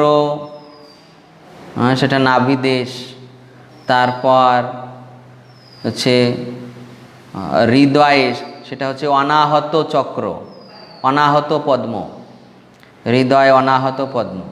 তো স্বাধিষ্ঠান, মণিপুরী, অনাহত হচ্ছে হৃদয়ে, তারপর কণ্ঠে হচ্ছে বিশুদ্ধ চক্র, বিশুদ্ধ চক্র, তারপর এই ভ্রুযুগলের মাঝখানে একে বলা হয় আজ্ঞা চক্র, তারপর এটা হচ্ছে শর্ট চক্র, এই সর্বশেষ চক্র তালুতে। এইভাবে এটা যোগীদের ক্ষেত্রে বলা হয়েছে। তো প্রভুপাদ তাৎপর্যে বর্ণনা করছেন, দেখুন চতুর্থ লাইনে, শুদ্ধ ভক্ত এই ধরনের যোগ অভ্যাস করেন না, মানে শুদ্ধ ভক্তদের জন্য নয়, যারা কৃষ্ণ ভাবনাময় শুদ্ধ ভক্ত তাদের জন্য এটা নয়। শুদ্ধ ভক্ত এই ধরনের যোগ অভ্যাস করেন না, কিন্তু যেহেতু তিনি সর্বদাই কৃষ্ণ ভাবনায় মগ্ন, তাই তিনি মৃত্যুর সময় পরম পুরুষোত্তম ভগবানের কৃপায় তাকে স্মরণ করতে পারেন। এই চতুর্দশ অধ্যায়ের এই অধ্যায়ের চতুর্দশ শ্লোকে সেই ব্যাখ্যা করা হয়েছে। যোগীদের এই রকম ষটচক্র ভেদের ব্যবস্থা, কিন্তু ভক্তদের জন্য এই ষটচক্র নয়। শুদ্ধ ভক্তরা ভগবানকে স্মরণের প্রভাবে তারা কৃষ্ণ ভাবনাময় হয়ে যাবেন। এই জন্য মৃত্যুর সময় ভগবানের কৃপায়, মৃত্যুর সময় কোনো শুদ্ধ ভক্ত যদি মনে করুন তার এইরকম অবস্থা হলো যে তিনি ভগবানকে স্মরণ করতে পারছেন না নিজের চেষ্টায়, তখন ভগবান কৃপা করে তার প্রতি স্নেহ বা বাৎসল্য হেতু তিনি নিজে এসে তাকে স্মরণ করান। এই হচ্ছে ভক্তদের বিশেষত্ব, যে ভক্তরা যদি তাকে স্মরণ করতে না পারেন নিজের চেষ্টায়, তখন ভগবান নিজে এসে তাদের স্মরণ করান, নিজে এসে স্মরণ করান। এ হচ্ছে ভক্তদের বিশেষত্ব, ভক্তিযোগের বিশেষত্ব।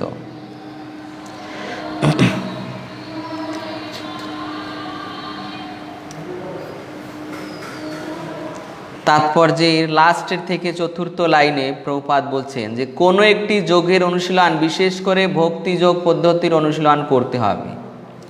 আপনাকে যে কোনো একটি অনুশীলন করতে হয় এই ভক্তিযোগে, অন্যথায় ওই অষ্টাঙ্গ যোগ, কিন্তু ওই অষ্টাঙ্গ যোগ তো আমাদের জন্য এই যুগে সম্ভব নয়।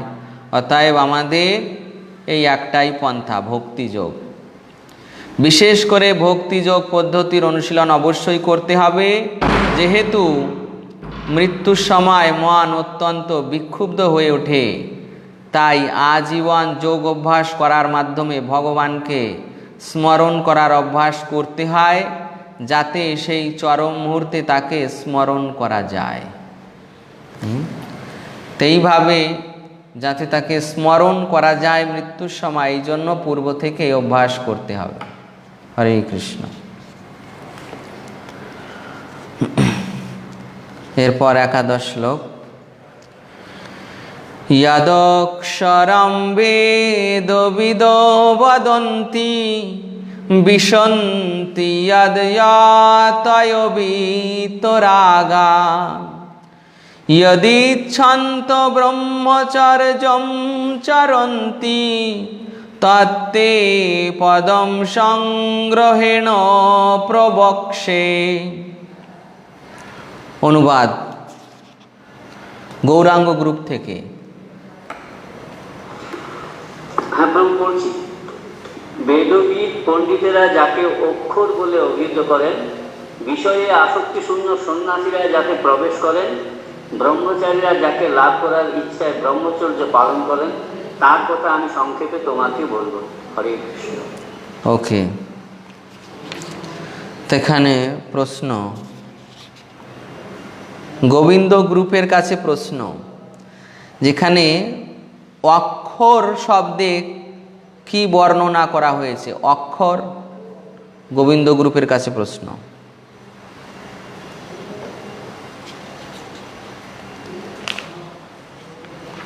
অক্ষর শব্দে কি বর্ণনা করা হয়েছে? বলছি, বলুন। ওম শব্দ ব্রহ্ম থেকে অভিন্ন, শ্রীকৃষ্ণ এখানে সেই ব্রহ্মেরই বর্ণনা করেছেন, যার মধ্যে সর্বত্র সন্ন্যাসীগণ প্রবেশ করে। ওকে, দেখুন, এই যে অক্ষর, অক্ষর, এই অক্ষর হচ্ছে ওম। ওম, হ্যাঁ, বিশেষত নির্বিশেষবাদীদের কাছে এই অক্ষর বা ওম শব্দ ব্রহ্ম থেকে অভিন্ন। হ্যাঁ, তাই এই ওং একে আবার শব্দ ব্রহ্ম বলা হয় এবং কৃষ্ণ থেকে অভিন্ন। কৃষ্ণ থেকে অভিন্ন। যে নির্বিশেষবাদীরা একে নির্বিশেষ মনে করে, কিন্তু এই ওং আসলে নির্বিশেষ নয়। এই ওং এর মধ্যে সমস্ত কিছু নিহিত আছে। এটা বেদের মহাবাক্য, প্রণব মহাবাক্য, এবং ওং এর মধ্যে সমস্ত কিছু নিহিত আছে।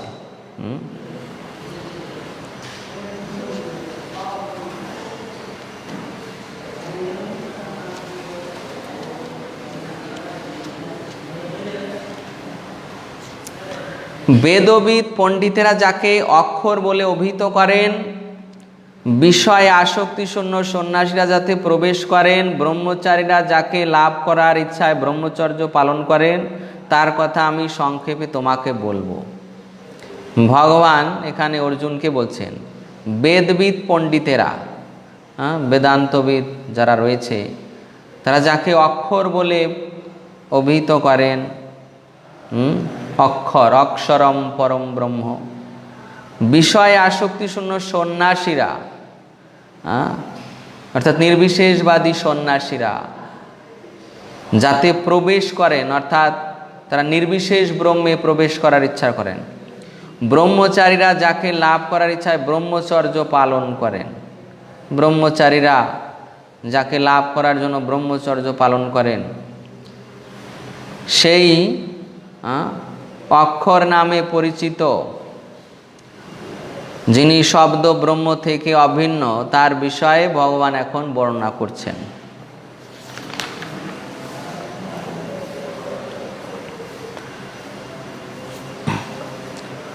সর্বদারাণি সংযম্য মনোহৃদি নিরুদ্ধ চ মূঢ়াধায়াত্মনো প্রাণ মাস্থিত যোগ ধারণাম। অনুবাদ পড়ুন গোপীনাথ গ্রুপ থেকে। গোপীনাথ গ্রুপ থেকে। এমনি সবকটি দ্বার সংযত করে মনকে হৃদয়ে নিরোধ করে এবং হৃদয়ের মধ্যে প্রাণ স্থাপন করে যোগে স্থিত হতে হয়। হরে কৃষ্ণ। ওকে, তো ইন্দ্রিয়ের সব কটি দ্বার সংযত করে, হ্যাঁ, দেখুন এই ইন্দ্রিয় হচ্ছে কি এখানে, অর্থাৎ বলা হচ্ছে জ্ঞানেন্দ্রিয়কে, চক্ষু, কর্ণ, নাসিকা, জিহ্বা, ত্বক, এই সব কটি দ্বারকে সংযত করে মনকে হৃদয়ে নিরোধ করে, মনকে এই অনাহত পদ্মে নিরোধ মানে কি প্রত্যাহার, প্রত্যাহার মানে মন আর বিষয়ের দিকে ধাবিত হবে না, এবং ভ্রুদয়ের মধ্যে প্রাণ স্থাপন করে চেষ্টা করতে হবে যে এই প্রাণবায়ুকে ভ্রুদয়ের মধ্যে স্থাপন করে যোগে স্থিত হতে হবে। এই সেই ষটচক্র যোগ, যেটা অষ্টাঙ্গ যোগ ওখানে বলা হয়েছে, ষটচক্রের মাধ্যমে। তাৎপর্যে প্রভুপাদ বলছেন এই যুগে এই প্রকার যোগের অভ্যাস করা বাস্তবসম্মত নয়। ভগবান অর্জুনকে উপদেশ দিচ্ছেন আর প্রভুপাদ আমাদের উপদেশ দিচ্ছেন যে এই যুগে এই প্রকার যোগের অভ্যাস করা বাস্তবসম্মত নয়, আমাদের মতো লোকেদের এটা বাস্তবসম্মত নয়। এই যুগের সর্বোত্তম সাধনা হচ্ছে কৃষ্ণ ভাবনা।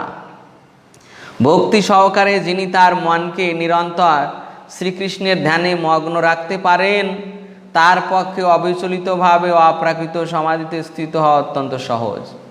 তা আমাদের জন্য অপ্রাকৃত সমাধি কি না, আমরা সর্বদা কৃষ্ণ চেতনায় থাকব, কৃষ্ণের নাম করে, কৃষ্ণের সেবা করে, কৃষ্ণের কথা শ্রবণ কীর্তন করে, কৃষ্ণ ভক্তের সঙ্গ করে, কৃষ্ণের ধাম লীলাভূমি দর্শন করে, তার অপ্রাকৃত সমাধি, এইগুলো হচ্ছে অপ্রাকৃত সমাধি, সর্বদা কৃষ্ণ চেতনায় থাকা।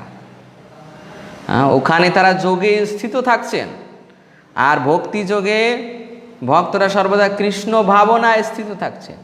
তো এটা হচ্ছে অপ্রাকৃত সমাধি। ওম ইত্যেক্ষাক্ষরম ব্রহ্ম বাইহরণ মামনুস্মরণ ইয়া প্রয়াতি ত্যজন দেহম স্বজাতি পরমাম গতিম। ওকে, রাধারানী গ্রুপ থেকে পড়ুন। হরে কৃষ্ণ প্রভু। পড়ুন।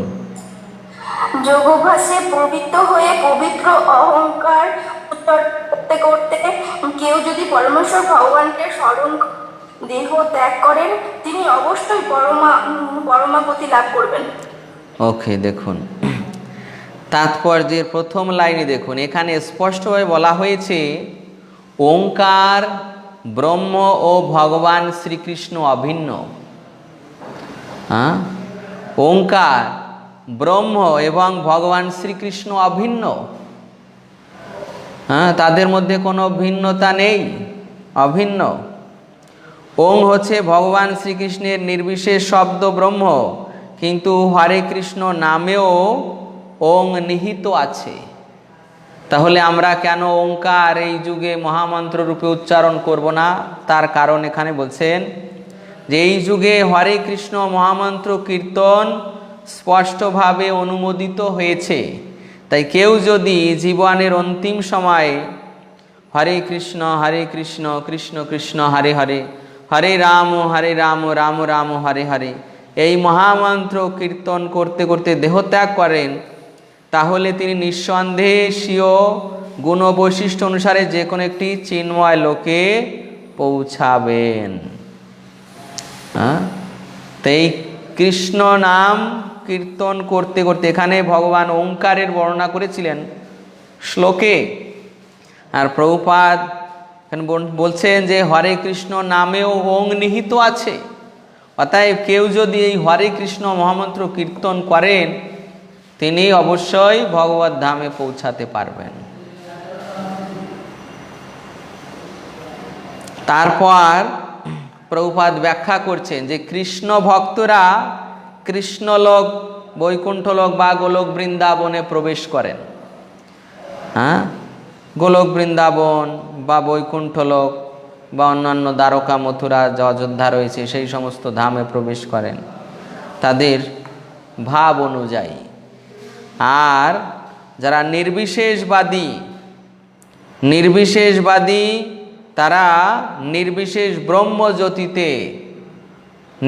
ব্রহ্মজ্যোতিতে প্রবেশ করেন।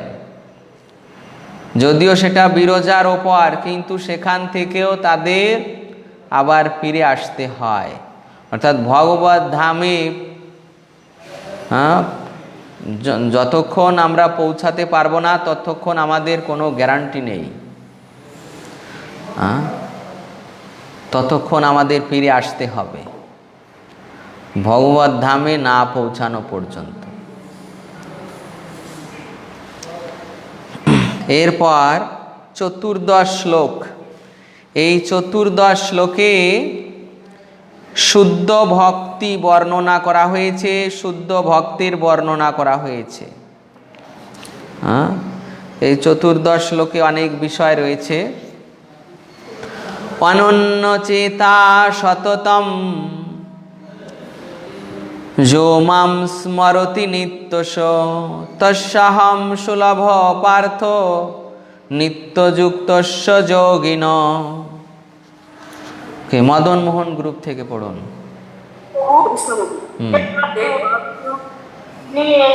চিত্তে কেবল আমাকে নিরন্তর স্মরণ করে, আমি সেই নিত্যযুক্ত ওকে, হে পার্থ, যিনি একাগ্র চিত্তে কেবল আমাকেই নিরন্তর স্মরণ করেন, আমি সেই নিত্যযুক্ত ভক্ত যোগীর কাছে সুলভ হই। তে এই শ্লোকে বর্ণনার পূর্বে আমি একটু ভাগ করে দিই। রাধারানী এবং মদন মোহন গ্রুপ থেকে বর্ণনা করবেন, যেখানে আন্ডারস্ট্যান্ডিংয়ের বিষয় কি আছে। রাধারানী এবং মদন মোহন গ্রুপ থেকে একজন, মাধব গ্রুপ এবং নিত্যানন্দ গ্রুপ থেকে এখানে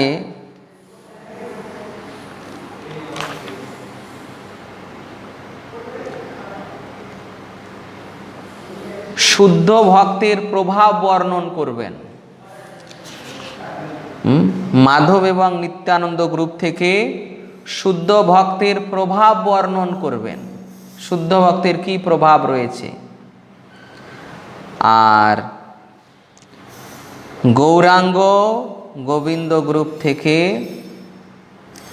গৌরাঙ্গ এবং গোবিন্দ গ্রুপ থেকে এখানে সততম নিত্যশ এই শব্দ দুটি ব্যাখ্যা করবেন। আর গোপীনাথ গ্রুপ থেকে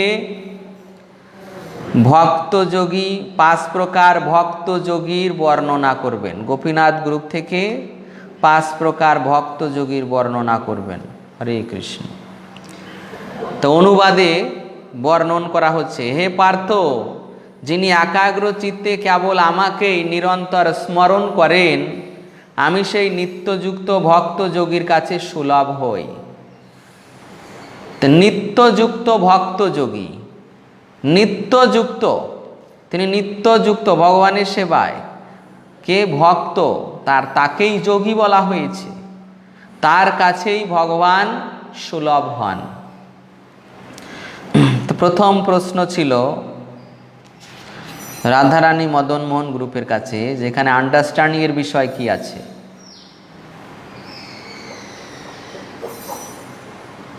বলুন, আন্ডারস্ট্যান্ডিং কি আছে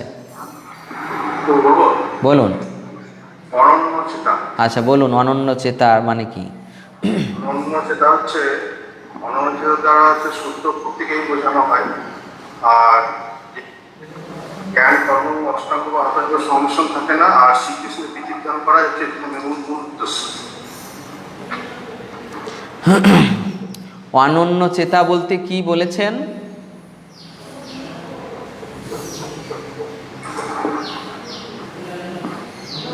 অনন্য চেতা বলতে শ্রীকৃষ্ণ ছাড়া অন্য কোনো কিছুই সে চায় না, একমাত্র কৃষ্ণেই ভক্তি, কৃষ্ণেই তার শুদ্ধ ভক্তি। এবং এখানে জ্ঞান কর্ম বা অষ্টাঙ্গ যোগ তহতযুগের সংমিশ্রণটা থাকে। অনন্য চেতা। আর কেউ বলবেন? রাধারানী গ্রুপ থেকে কেউ বলবেন? রাধারানী গ্রুপ থেকে কেউ বলবেন?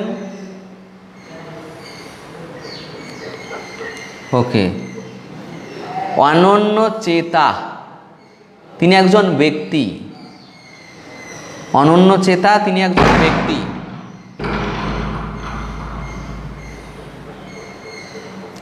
অনন্য চেতা তিনি একজন ব্যক্তি যিনি ন অন্য চেতা। ন অন্য চেতা মানে অন্য কারো চিন্তন করেন না। অন্য কারো চিন্তন করেন না মানে অন্য দেবদেবী, অন্য কোনো অন্য কারো আর চিন্তা করেন না, কেবল কৃষ্ণের চিন্তাই করেন। কেবল কৃষ্ণের চিন্তাই করেন, তিনি হচ্ছে অনন্য চেতা। এবং কিভাবে শুদ্ধ ভক্তি যোগে অন্য কোনো বিষয়ে তার অভিলাষ নেই, অন্য কোনো জড়জাগতিক বিষয়ে তার অভিলাষ নেই, তিনি হচ্ছেন অনন্য চেতা। কি কি অভিলাষ নেই দেখুন এখানে বর্ণনা করা হচ্ছে যে শুদ্ধ ভক্ত স্বর্গারোহণ, ব্রহ্মজ্যোতিতে বিলীন হওয়া অথবা ভববন্ধন থেকে মুক্তিও কামনা করেন না। শুদ্ধ ভক্ত কোনো কিছুই অভিলাষ করেন না। তাই অনন্য চেতা মানে সেই শুদ্ধ ভক্ত যার কোনো অন্য অভিলাষ নেই, জড়জাগতিক কামনা বাসনা নেই, তার কেবল একটাই চিন্তা, শ্রীকৃষ্ণের চিন্তায় চিন্তিত, শ্রীকৃষ্ণের সেবায় নিয়োজিত, কেবলমাত্র শ্রীকৃষ্ণকেই চিন্তা করেন, তিনি হচ্ছে অনন্য চেতা। এরপর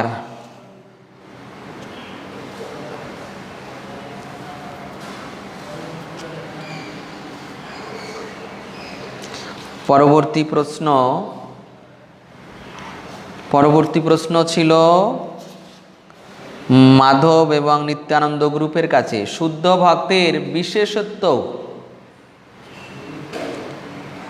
হরে কৃষ্ণ বাবু বলবো? বলুন। শুদ্ধ ভক্তের এরকমই প্রভাব যে সে যেখানেই থাকুক না কেন সে নিজের ভক্তি প্রভাবে সেই বাতাবরণকে বৃন্দাবন মতো করে দেয়। মানে অদ্বৈত আচার্য প্রভু চৈতন্য মহাপ্রভুর সাথে বলছে যে আপনি যেখানেই থাকেন সেটাই বৃন্দাবন। হরে কৃষ্ণ। হরে কৃষ্ণ।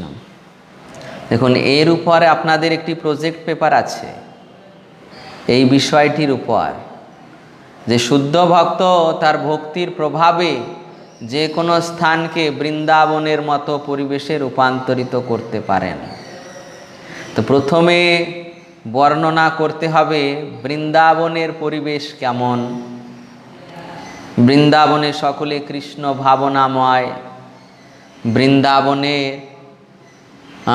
সমস্ত কিছু পশু পাখি, তারপর মানুষ,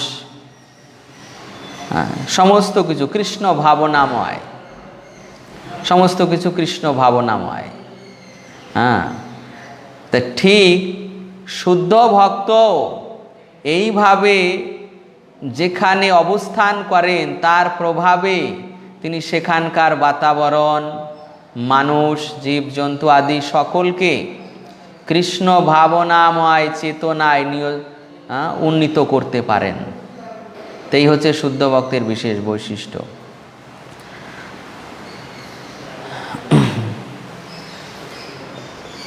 যেমন শ্রী চৈতন্য মহাপ্রভুর বিষয় অদ্বৈত আচার্য প্রভু বলেছিলেন যে তুমি যেখানেই থাকো না কেন সেই স্থানই বৃন্দাবন। মহাপ্রভু এখানে ভক্তভাবে অঙ্গীকার করে আছেন।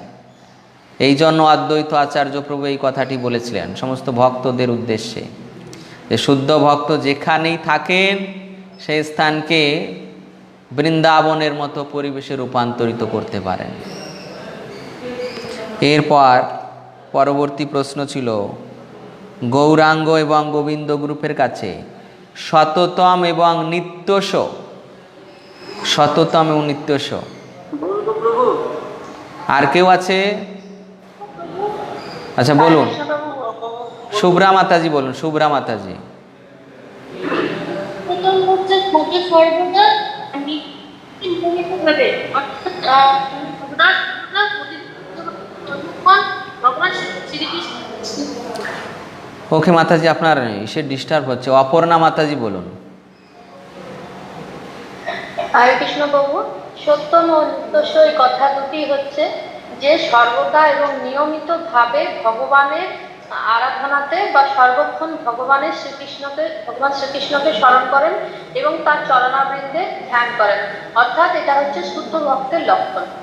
হরে কৃষ্ণ। ওকে, শততম, শততম মানে সদা সর্বদা।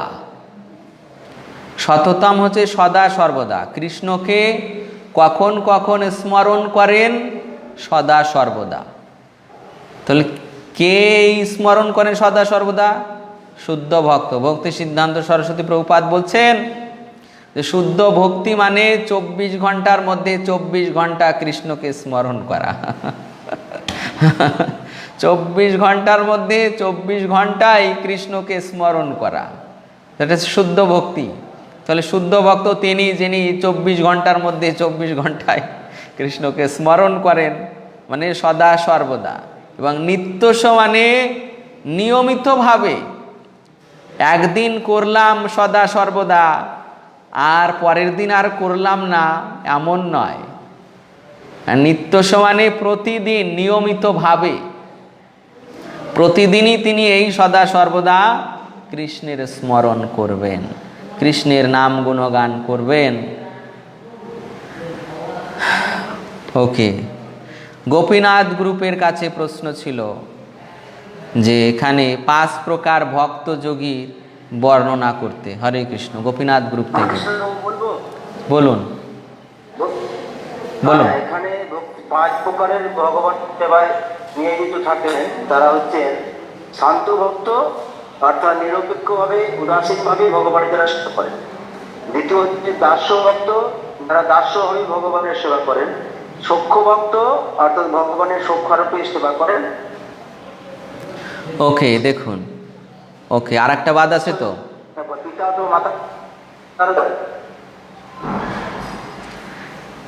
তাহলে 5 প্রকার ভক্ত যোগী। প্রথমে হচ্ছে, এটা হচ্ছে ব্রজের ভাব। ব্রজের ভাব প্রথম হচ্ছে কি? শান্ত, শান্ত স্তরে নিরপেক্ষ উদাসীনভাবে ভগবানের সেবা করা। যেমন শান্ত রসের ভক্ত কারা? যেমন বৃন্দাবনের বৃক্ষ, লতা, গুল্ম, পশু পক্ষী, বংশী, তারপর তার কৃষ্ণের হাতের লাঠি, তারপর এই রকম যারা আছে, হরিণ শিশু, গাভীর বৎস, এরা সব শান্ত স্তরের। ভ্রমর, ভ্রমরী, ময়ূর, এরা সব শান্ত স্তরের ভক্ত। তারপর দাস্য স্তরের ভক্ত, মানে দাস্যভাবে ভগবানের সেবা করে। তো এটা ঐশ্বর্য স্তরেও আছে, আবার মাধুর্য বৃন্দাবনের স্তরেও আছে। ঐশ্বর্য মানে দ্বারকায়, মথুরায়, বৈকুণ্ঠে, এখানে তারা দাস্যভাব করে। সেই দাস্যটা কি? ঐশ্বর্য মিশ্রিত, মানে ভগবান কৃষ্ণ ভগবান এই জ্ঞান করে। কৃষ্ণ ভগবান, শ্রীরামচন্দ্র ভগবান, এই ভগবান ভাবে যে দাস্য, সেটা হচ্ছে ঐশ্বর্য মিশ্রিত দাস্য। আর একটা দাস্য হচ্ছে শুদ্ধ দাস্য, যেখানে কৃষ্ণের সেবা করছেন কিন্তু ভগবান ভাব নেই। যেমন ব্রজবাসীদের চিত্রক, পত্রক, রক্তক, এনারা কৃষ্ণের থেকে একটু বয়সে বড় ছিলেন, কৃষ্ণের থেকে বয়সে বড়। আর মা যশোদা তাদেরকে কৃষ্ণের দেখাশোনার ভার দিয়েছিলেন, তারা কৃষ্ণের সেবা করতেন, কিন্তু তাদের এই ভাব ছিল না যে কৃষ্ণ ভগবান। মা যশোদার আদেশে তারা কৃষ্ণের সেবা করতেন, ভগবান ভাব ছিল না। এরপর সখ্য, সখ্য, এই একটা সখ্য আছে ঐশ্বর্য মিশ্রিত সখ্য। যেমন অর্জুনের ঐশ্বর্য মিশ্রিত সখ্য। অর্জুন যখন কৃষ্ণকে বিশ্বরূপে দেখলেন, দেখবেন যে তখন কৃষ্ণকে তার ভয় হচ্ছে, বিশ্বরূপ দেখে তার ভয় পাচ্ছে, বিশ্বরূপ দেখে প্রণাম করছে, থরথর করে কাঁপছে। এ হচ্ছে ঐশ্বর্য মিশ্রিত সখ্য। যারা দ্বারকার পরিকর তাদের এই ঐশ্বর্য মিশ্রিত সখ্য, আর যারা বৃন্দাবনের পরিকর তাদের হচ্ছে বিশ্রম্ভ সখ্য, শুদ্ধ সখ্য। তাদের এই সখ্য রাশে ভগবানের ঐশ্বর্যের কোনো প্রভাব পড়ে না। কৃষ্ণ যতই দেখাক আগুন পান করে নিয়েছে, কালিয়ের মাথার ফনার উপর নৃত্য করেছে, গোবর্ধন ধারণ করেছে, তথাপিও সেই সখা কৃষ্ণকে তারা ভগবান বলে মনে করছে না। এরপর বাৎসল্য, বাৎসল্যর মধ্যেও শুদ্ধ বাৎসল্য আর ঐশ্বর্য মিশ্রিত বাৎসল্য রয়েছে। শুদ্ধ বাৎসল্য যে কৃষ্ণ আমার সন্তান, সেখানে কৃষ্ণ যতই দেখাক যে সে এত অসুরদের হত্যা করেছে, গোবর্ধন ধারণ করেছে, তথাপি কৃষ্ণের প্রতি তাদের কখনো ভগবান বুদ্ধি হয়নি, কখনো তাদের ভগবান বুদ্ধি হয়নি। নন্দ মহারাজ, যশোদা মাতা, এনারা হচ্ছেন সেই শুদ্ধ বাৎসল্যের মূর্ত প্রকাশ, বাৎসল্য রসের মূর্ত প্রকাশ। আর বসুদেব, দেবকী, এনাদের বাৎসল্যও রয়েছে। এনাদের বাৎসল্য হচ্ছে ঐশ্বর্য মিশ্রিত বাৎসল্য। যখন কারাগারে, কংসের কারাগারে কংসকে হত্যা করার পর, কংসের কারাগারে হত্যা করার পর যখন তিনি শ্রীকৃষ্ণ বলরাম কারাগারে প্রবেশ করেছেন তখন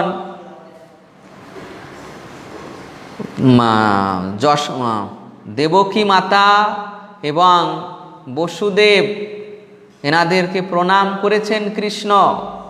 তখন তারা দূরে সরে গিয়েছেন যে ভগবান, এরকম ভাব হয়েছে যে ভগবান।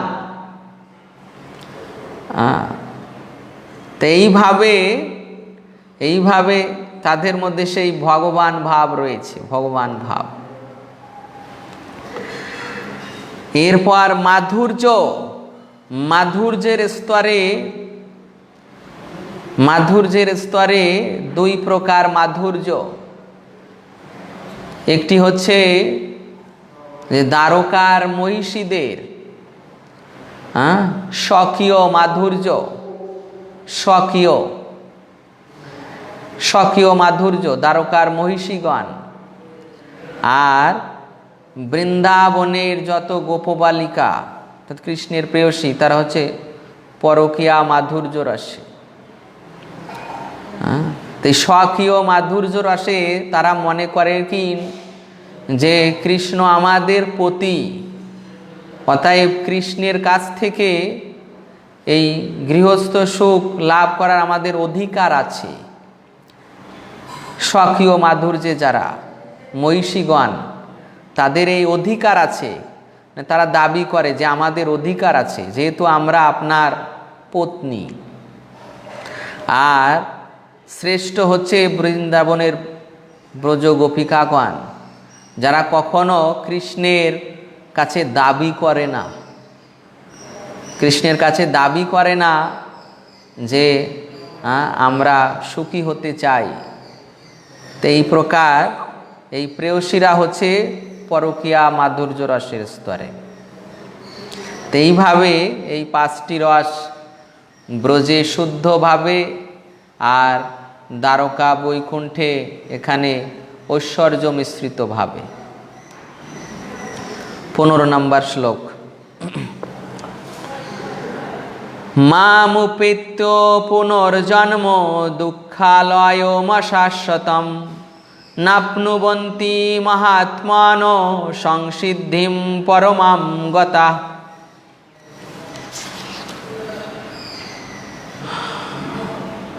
মদন মোহন গ্রুপ থেকে পড়ুন। পড়ুন। মহাত্মা ভক্তি পরায়ণ যোগীগণ আমাকে লাভ করে আর এই দুঃখপূর্ণ নশ্বর সংসারে পুনরায় জন্মগ্রহণ করেন না, কেননা তারা পরম সিদ্ধি প্রাপ্ত হয়েছেন। ওকে, এখানে বলা হচ্ছে মহাত্মা ভক্তিপরায়ণ যোগীগণ আমাকে লাভ করে আর এই দুঃখপূর্ণ নকশার সংসারে পুনরায় জন্মগ্রহণ করেন না। তো যারা একবার ভগবানকে লাভ করেছে, মানে বৈকুণ্ঠ প্রাপ্ত হয়েছে বা চিন্ময় জগৎ প্রাপ্ত হয়েছে, তারা আর কখনো এই জড় জগতে তাদের আর ফিরে আসতে হয় না। এটা আমরা পূর্বে একবার আলোচনা করেছিলাম, সেখানে বর্ণনা করতে বলা হয়েছিল যে যারা বৈকুণ্ঠ প্রাপ্ত হচ্ছে তাদেরকে আবার ফিরে আসতে হয় কি হয় না। এখানে দেখুন এই শ্লোক এর পরবর্তী শ্লোক এখানে প্রভুপাদ ব্যাখ্যা করেছেন, ভগবানও মূল শ্লোকে দিয়েছেন যে যারা আমাকে প্রাপ্ত হয়ে যায় তারা আর দুঃখপূর্ণ নকশার সংসারে পুনরায় জন্মগ্রহণ করেন না। তাহলে বৈকুণ্ঠ প্রাপ্ত হলে, ভগবত ধাম প্রাপ্ত হলে আর পুনরায় জন্মগ্রহণ করতে হয় না। প্রভুপাদ ও তাৎপর্যে দেখুন লিখেছে প্রথমেই, যেহেতু এই অনিত্য জড়জগৎ জন্ম মৃত্যু জরা ব্যাধি রূপ ক্লেশের দ্বারা জর্জরিত, স্বভাবত যিনি পরমার্থ সাধন করে কৃষ্ণলোক বা গোলক বৃন্দাবনে পরম গতি লাভ করেন, তিনি কখনোই এই জগতে ফিরে আসতে চান না। ফিরে আসতে চান না। তারপর মহাত্মা, দেখুন পরবর্তীতে আছে, মহাত্মা আত্মোপলব্ধি প্রাপ্ত ভগবত ভক্তের কাছ থেকে ভগবত তত্ত্ব আরোহণ করেন এবং ক্রমশ কৃষ্ণ ভাবনায় ভাবিত হয়ে তাদের ভগবত ভক্তির উন্নতি সাধন করেন। এভাবে তারা ভগবত সেবায় এত তন্ময় থাকেন যে কোনো উচ্চলোকে অথবা পরব্রহ্মে উত্তীর্ণ হওয়ার কোনো রকম বাসনা তাদের থাকে না। ভগবান শ্রীকৃষ্ণের সান্নিধ্য ব্যতীত তারা আর কিছু কামনা করেন না। সেটি হচ্ছে জীবনের পরম সার্থকতা। আমাদের জীবনের পরম সার্থকতা কি? যে ভগবত ধামে ফিরে গিয়ে ভগবানের নিত্য সেবায় যুক্ত হওয়া। এরপর পরবর্তী শ্লোক, সর্বশেষ শ্লোক, আব্রহ্ম ভুবনল্লোকা পুনরাবর্তিনর্জুন মামুপেত্য তু কৌন্তেয় পুনর্জন্ম না বিদ্যতে। অনুবাদ পড়ুন মাধব গ্রুপ থেকে। হরে কৃষ্ণ প্রভু। পড়ুন। এই ভুবন থেকে ব্রহ্মলোক পর্যন্ত সমস্ত লোকই পুনরাবর্তনশীল, অর্থাৎ পুনর্জন্ম হয়, কিন্তু হে কৌন্তেয় আমাকে প্রাপ্ত হলে আর পুনর্জন্ম হয় না। ওকে, হে অর্জুন, এই ভুবন থেকে ব্রহ্মলোক পর্যন্ত সমস্ত লোকই পুনরাবর্তনশীল, অর্থাৎ পুনর্জন্ম হয়, কিন্তু হে কৌন্তেয় আমাকে প্রাপ্ত হলে আর পুনর্জন্ম হয় না। দেখুন ভগবানও এখানে বলে দিচ্ছেন যে আমাকে প্রাপ্ত হলে মানে ভগবত ধামে ফিরে গেলে আর পুনর্জন্ম হয় না। প্রভুপাদ তাৎপর্যে দেখুন তৃতীয় লাইনে উল্লেখ করছেন, ভগবান শ্রীকৃষ্ণের এই দিব্য ধামে একবার প্রবেশ করলে আর এই জড় জগতে ফিরে আসতে হয় না।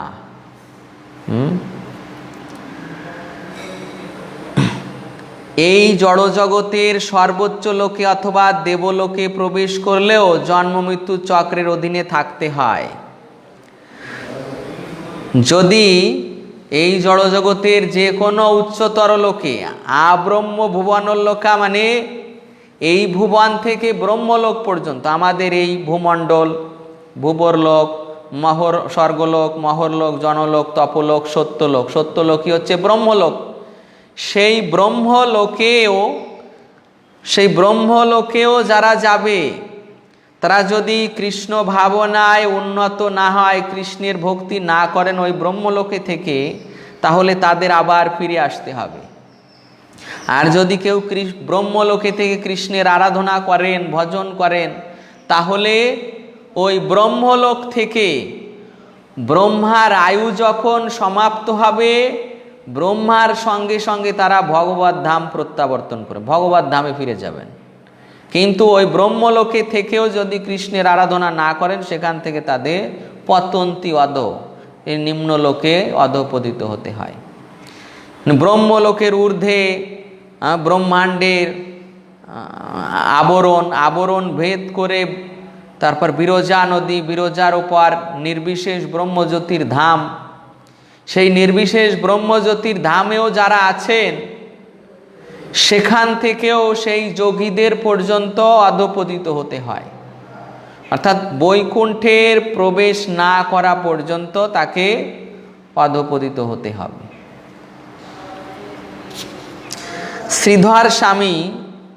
শ্রীধর স্বামীপাদ দেখুন ভগবদ গীতার এই ভাষ্যে বলছেন, ব্রহ্মণা সহতে সর্বে সম্প্রাপ্তি প্রতিসঞ্চারে পরশান্তে কৃতাত্মন প্রবিশন্তি পরম পদম। এই জড় ব্রহ্মাণ্ডের প্রলয়ের পর নিরন্তর কৃষ্ণ ভাবনায় ভাবিত ব্রহ্মা ও তার ভক্তগণ তাদের ইচ্ছা অনুসারে পরব্রহ্মস্থিত অপ্রাকৃত ব্রহ্মাণ্ডে এবং বিশেষ বিশেষ চিন্ময় গ্রহলোকে স্থানান্তরিত হন। অর্থাৎ এই ব্রহ্মাণ্ডের প্রলয়ের পর, এই ব্রহ্মাণ্ডের প্রলয় হয় কখন? যখন ব্রহ্মার 100 বছর পূর্ণ হয়। ব্রহ্মার আয়ুষ্কাল অনুসারে, দেবতাদের গণনায় ব্রহ্মার 100 বছর, আমাদের গণনায় নয়, দেবতাদের গণনায়। তো সেই গণনায় যখন তার 100 বছর পূর্ণ হয়, তখন তিনি যদি কৃষ্ণ ভক্ত হন, তিনি ভগবত ধামে যাবেন। যদি কৃষ্ণ ভক্ত না হন, ওই ব্রহ্মাকে পর্যন্ত এই জগতে ফিরে আসতে হবে। তো এইভাবে এখানে ভগবান এই বিষয়ে বর্ণনা করছেন যে যদি কেউ তার ভক্ত না হয়, তাহলে সে কি ব্রহ্মলোকে আছে বা এই ভুবনে যে কোনো স্থানে আছে, সেখান থেকেই সে অধপতিত হবে। আর যারা কৃষ্ণ ভক্ত, তারা যখন একবার এই জীবনে কৃষ্ণ ভাবনায় দেহত্যাগ করবে, তাদের আর এই জগতে ফিরে আসতে হবে না, জন্ম মৃত্যু সমাপ্ত। হরে কৃষ্ণ।